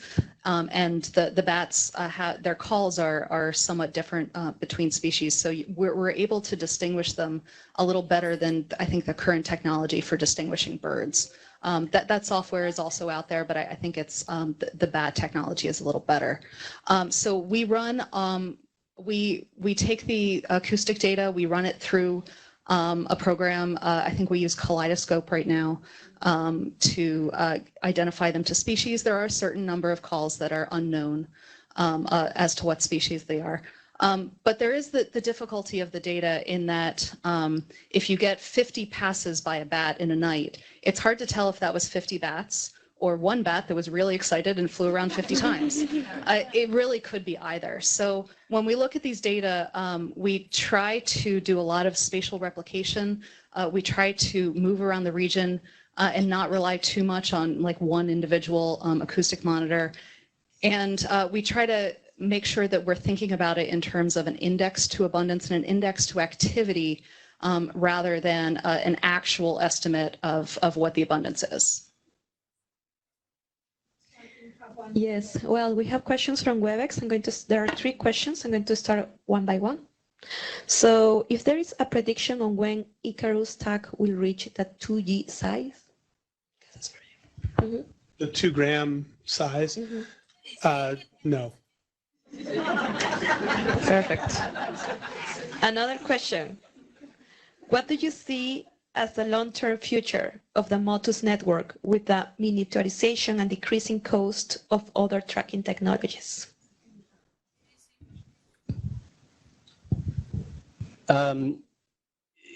Good question. So, as I said before, all these technologies are complementary, not competitive, but by their nature, we compete.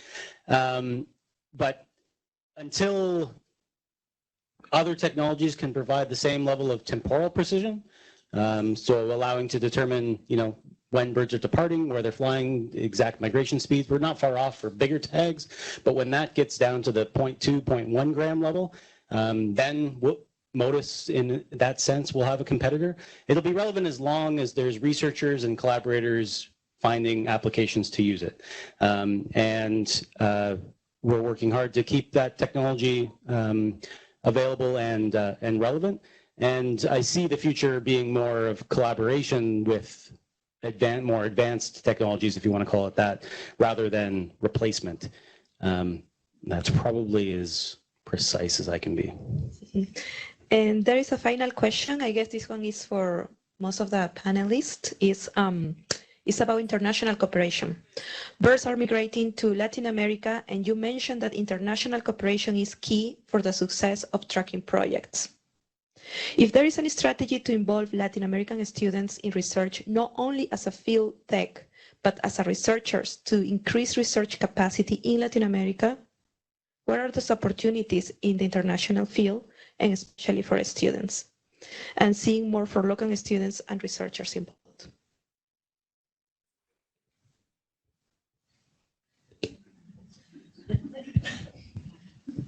You reaching for this, or you? Yeah, I thought you. I can really only give an aspirational answer because we represent collectively across the front of the room many programs and many agencies. And I would say that with each program and each agency, there are different and complementary opportunities for engagement. For example, some of the programs are university-based, and there are opportunities for students. At my agency, NASA, we have many international interns who come to learn these technologies and return to their home countries as active researchers. There are many countries involved in developing these technologies. They're certainly not only being developed in the Northern Hemisphere. There are active technology development activities going on, in fact, in Latin America. And in the space realm, many countries, Argentina, Brazil, are already partners in the space enterprise with NASA, with the European Space Agency. And so I think that there are more opportunities and possibilities than it's really easy to summarize, because there are so many institutions. And I think the Motus talk probably was most explicit about that. There are so many partners involved in this where the opportunities go well beyond simply acting as a technician. In fact, I would say that most of us sitting up here would prefer to be technicians more of the time and program managers less of the time. But I think that it's equally true that there's not an obvious clearinghouse for finding out about all of those sorts of possibilities. Just one idea that brought up for my particular agency, the U.S. Fish and Wildlife Service. is part of the Partners in Flight initiative. So if this is like a student looking for opportunities, I would suggest looking up Partners in Flight, and I'll quickly exceed my knowledge of the program, but they do collaborate across North and South America. So it's a really good question, and I think this is one we're going to be struggling with for several years. And there are mechanisms like Partners in Flight and Southern Wings through the Association of Fish and Wildlife Agencies that try to build these partnerships. But we've got to do so much more than that moving forward. We really do. And, Autumn Lynn brought up a really awesome example of where a scientist has become more interdisciplinary and multidisciplinary in their approaches and taking their science and bringing it into policy. We've got to do that because we do need to keep training people throughout the annual cycle in all these shared countries. But we also need to move beyond the biology and beyond the science and incorporate multiple disciplines in tackling these problems. These problems are mostly human problems. And so in the example I brought up, the Gran Chaco, these are primarily deforestation being caused by Mennonites in countries that have really lax policies on what land use can happen there. It's a very complicated problem, and it's not just there, it's also in Mexico, it's happening in a lot of different places. The other thing I'll say is we also have a tendency to point our fingers down to below our borders into the Caribbean and into Central America and into South America. And the more we look, in some cases, yeah, that's the case. In other cases, it's not. In other cases, when we look deeply at things like the Connecticut warbler, it's actually things that are happening on the breeding grounds that might be driving the declines in these species. So we have to be careful not to always point the finger and assume something's going on when it may not be going on in one place. We also need to recognize that in places like the US and Canada, we might be doing a better job with habitat protection, we may not, but regardless, we're causing a disproportionate amount of the impacts that are impacting broader countries around the world compared to what's happening in other places. So we need to really be careful with how we point our fingers in many ways. Okay, so we have one on the back. Thank you so much. Truly a wonderful presentation. My name's Herbert Francisco Curiarso. I'm here at the World Bank. And this issue of being very human-centric in terms of some of the problems, how do you envisage the efforts of communication to move beyond the policy and science communities down to the more, I guess, mundane level of day in, day out lives of individuals and citizens, not only here, but in Latin America?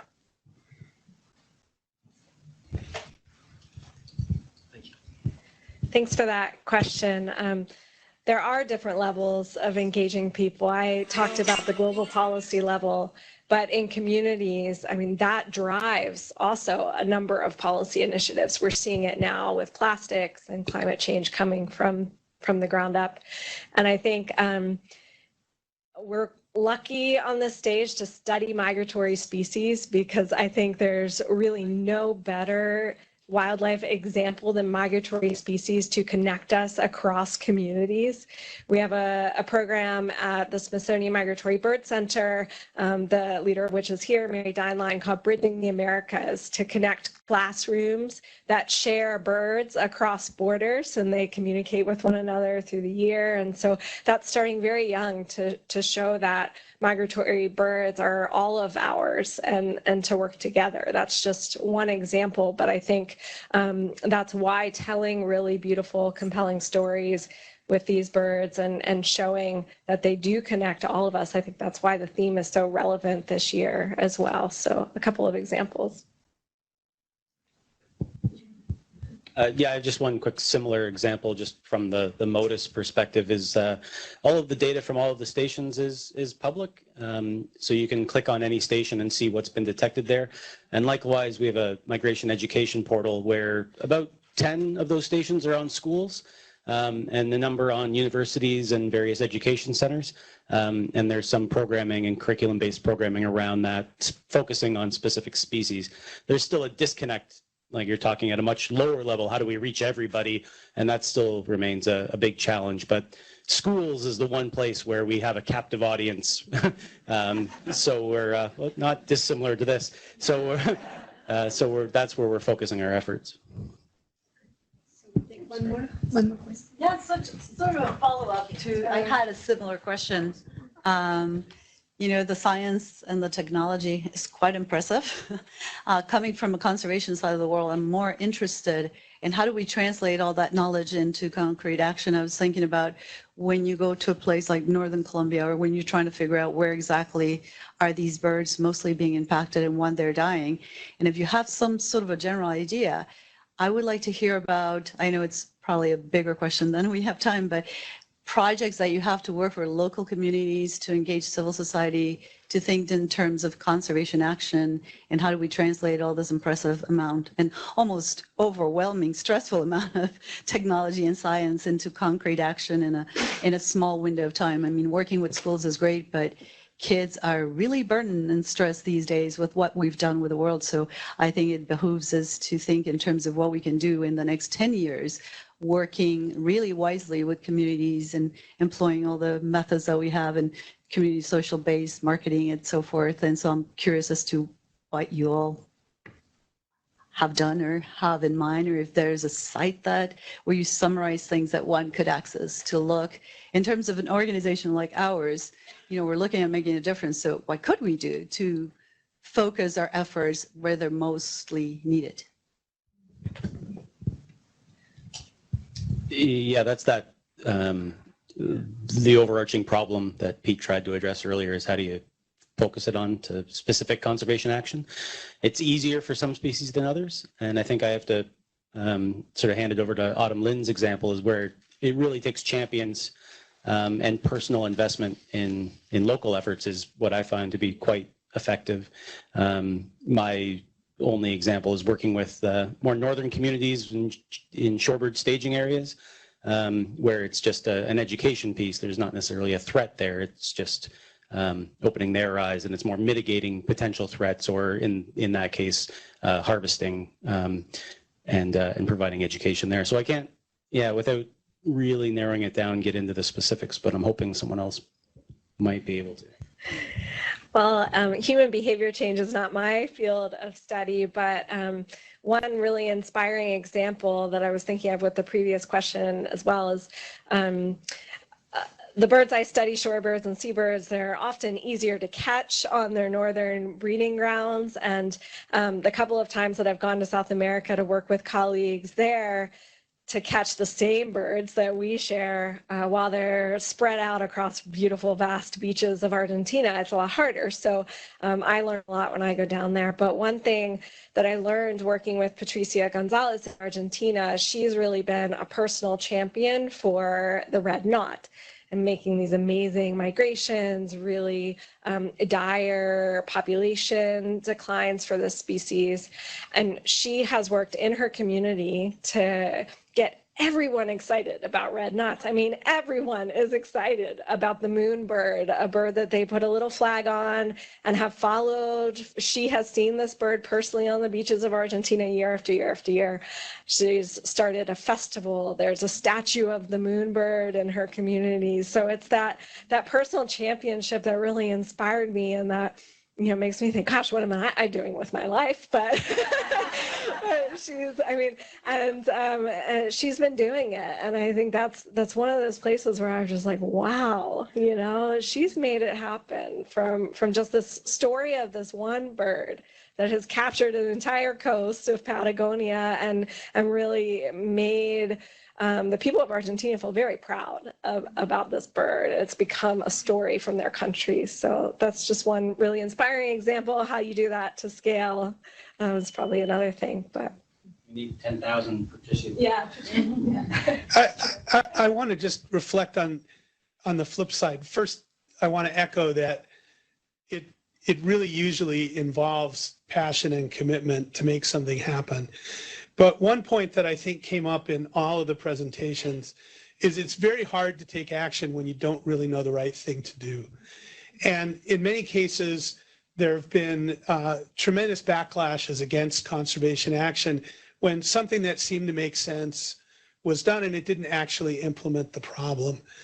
And one of the beauties of the technologies that we've been talking about today is it actually gets you closer to knowing what the right thing to do is.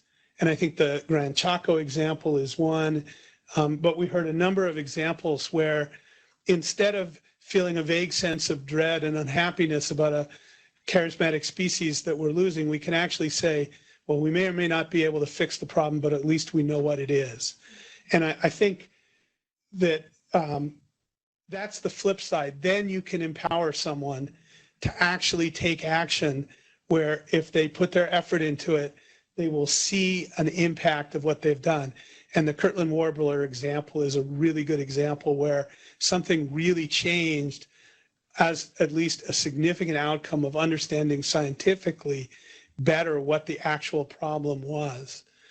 Now, sometimes the scientific answer is really complicated, but often those complicated answers suggest a really simple thing, which is stop cutting trees down in a particular place. And I think that's the bridge, and we need to empower people to use that information and not mystify the information. But, you know, it's like the birds are going to a particular place and things are changing there. That's a lot simpler than trying to make inference from very indirect data, where you might say, well, there's still 5 explanations. Yeah, I just want to reiterate that and just emphasize how all this that you've seen today is fundamental science. And it is critical for any conservation application. You cannot do conservation application like the problems we're talking about unless we do science. And there's been major pushback by this current administration, but I would argue for the last 20 years by many, even conservation organizations, saying we know enough science. And actually, we don't know enough science. And we have to continue to support science. And we need to then make the jump into really effective communications and then integration with other groups that are really doing the work and know how to do the group on the ground.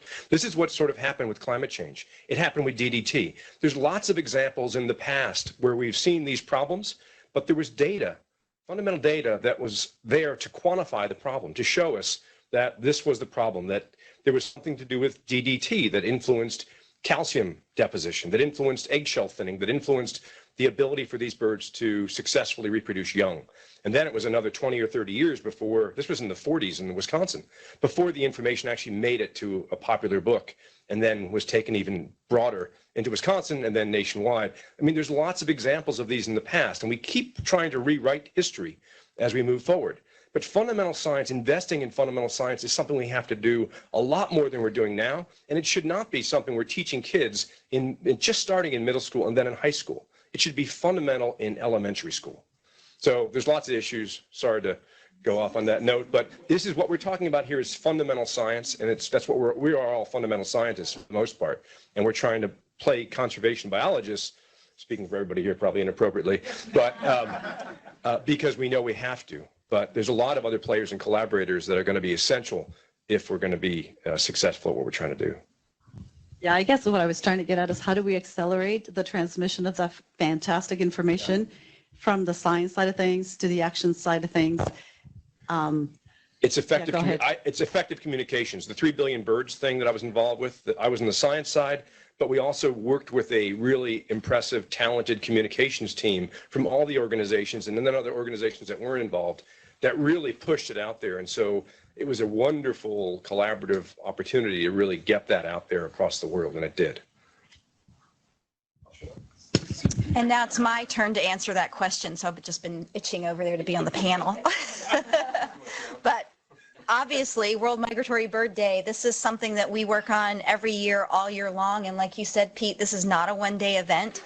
Birds don't migrate on a single day. And so we're at work from January to December every year, getting the messages out about migratory birds and bird conservation. And we're not just a message, we are also on the ground. And we work hard in communities and with groups, all of your groups we work with to help promote migratory bird conservation and how people can take action for migratory birds. We have an immense impact in terms of the media, news messaging by radio, television, social media. And then again, through the organizations that we work with, through the people that we train across the Western Hemisphere, and working with our partners at the CMS and Iowa, obviously across the globe. So I think that, our goal through World Migratory Bird Day is obviously to continue to increase our impact through our hands-on contacts with people and groups and organizations and raising awareness through the program. And that leads me, I hope, smoothly into the next part of our presentation. But first, I want to give a big hand to our panelists.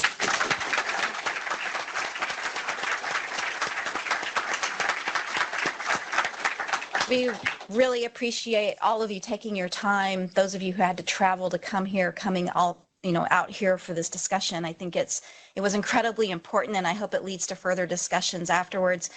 This has been you're not the only attendees. This is live on Facebook right now. Thank you, Lisa. It is also via webinar, and so we have partners from across the Western Hemisphere also listening in and asking questions.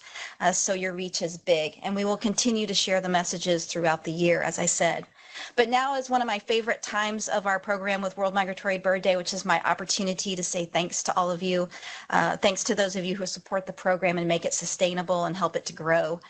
And I'm going to do it a little more briefly than usual because I know you're all eyeing the coffee and the brownies that were out there, and you were trying to take them beforehand, but I know you want them now. So you've been a great audience and participant in this program. So just as a thank you, again, I want to thank the panelists. Rita, thank you for being the moderator. It was such a wonderful opportunity to be here at the World Bank. Thanks to the World Bank Group and the World Bank Library for their support of this program. I also want to thank our partners in Bonn, Germany, the Convention on Migratory Species, which is the only UN-backed treaty for the conservation of migratory animals. We've been working collaboratively for the last 3 years, and it's been a great opportunity to spread the word across the globe. And again, the messaging is important, and we do have a big impact when we're all able to have the same voice across the world, and that's what we strive for. I also want to say thanks to the artists who created our work this year. These are people who are passionate about their work, and they're passionate about birds and bird conservation. And each year we select a new artist from across the Western Hemisphere. Environment for the Americas coordinates the Western Hemisphere for World Migratory Bird Day. And we've been just so pleased to have artists from all over, from Haiti, from Colombia, from the United States, from Canada, participate in the program, and it means a lot to them as well, we know. So thanks to Sherry York for her great work this year. I want to thank the Environment for the Americas team, and I failed to put a picture of them in here, so apologies, EFTA team, those of you who are on webinar and those of you who are here. We work hard on the ground, and we have partners and staff who do that. So I want to thank Shelda Diaz, who coordinates our Caribbean region, Miguel Mata of Venezuela, who coordinates the Latin American program, Daniela Sosa and Tatiana Sanchez of the Programa de Aves Urbanas in Mexico for their great work with the POW program and for giving us the opportunity to work with them every year, to Guido Berguido in Panama, who helps us with Central America. So thank you very much to them. I also want to give a big thank you to Daisy DeBell, who helped with this program today. Thank you so much, Daisy. I couldn't have done it without you. She jumped in head first or feet first. I don't know which is better, but you did a great job. Thank you so much. To the Forest Service, I'm just going to have you guys stand if you could. Thank you for making this program sustainable. This team.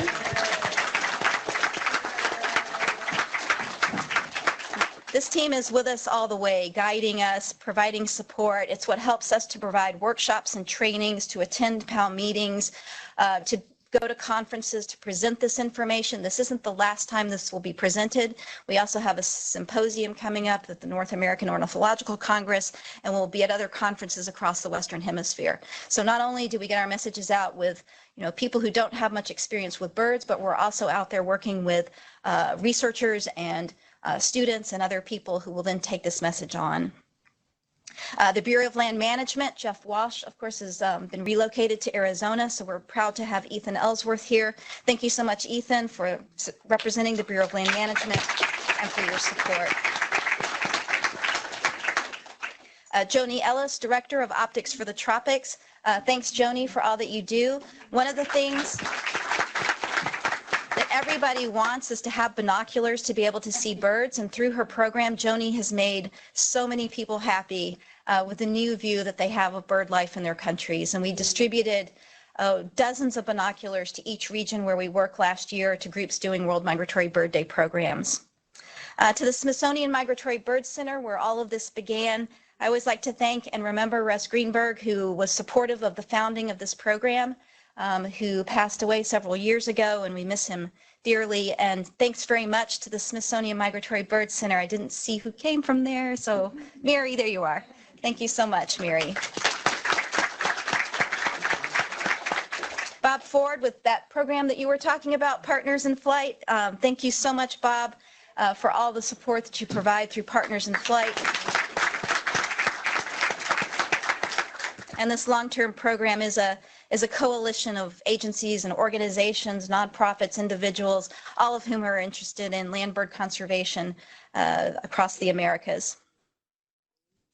The U.S. Fish and Wildlife Service, Chris Dietz, thank you very much for your support of World Migratory Bird Day. The program is implemented. You know, we're creative. We'll do it anywhere.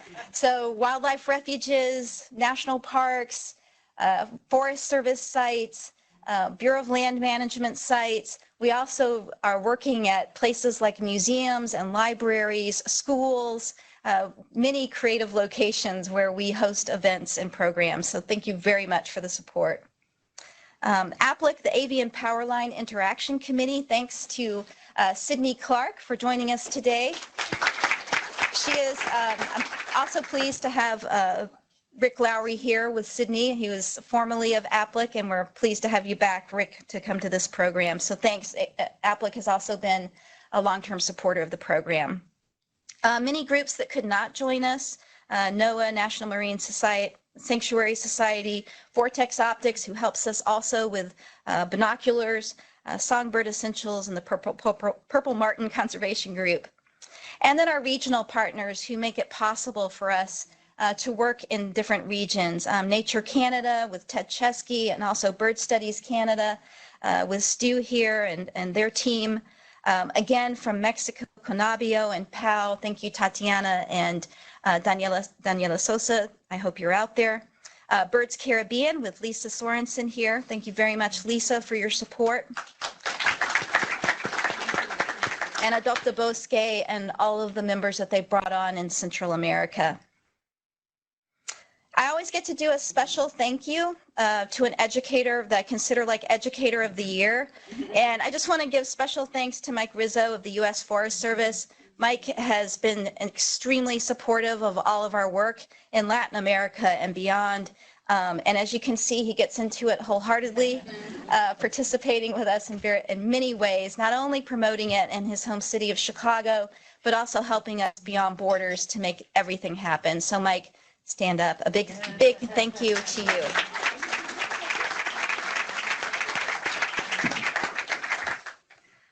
So this isn't, again, the last that you've heard of us. Migratory Bird Day, we have events every month of the year now. They're already underway and they'll continue into December, especially in Latin America. And we'll be tracking migratory birds on our website and our social media, and again, in our symposia and presentations and our work all year long. So we invite you, if you aren't already, to become part of the program and to help us grow this amazing effort for bird conservation. The last thing is, for those of you that I recognized as sponsors and our panelists, we have a small, should you ever find your way, lose your way, we have a small globe to help you find it. And please take one of those to remind you of this great event. And it's a small thank you for your participation today and your support. Thank you very much.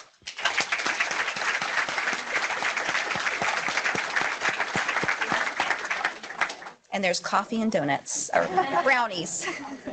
Thank you.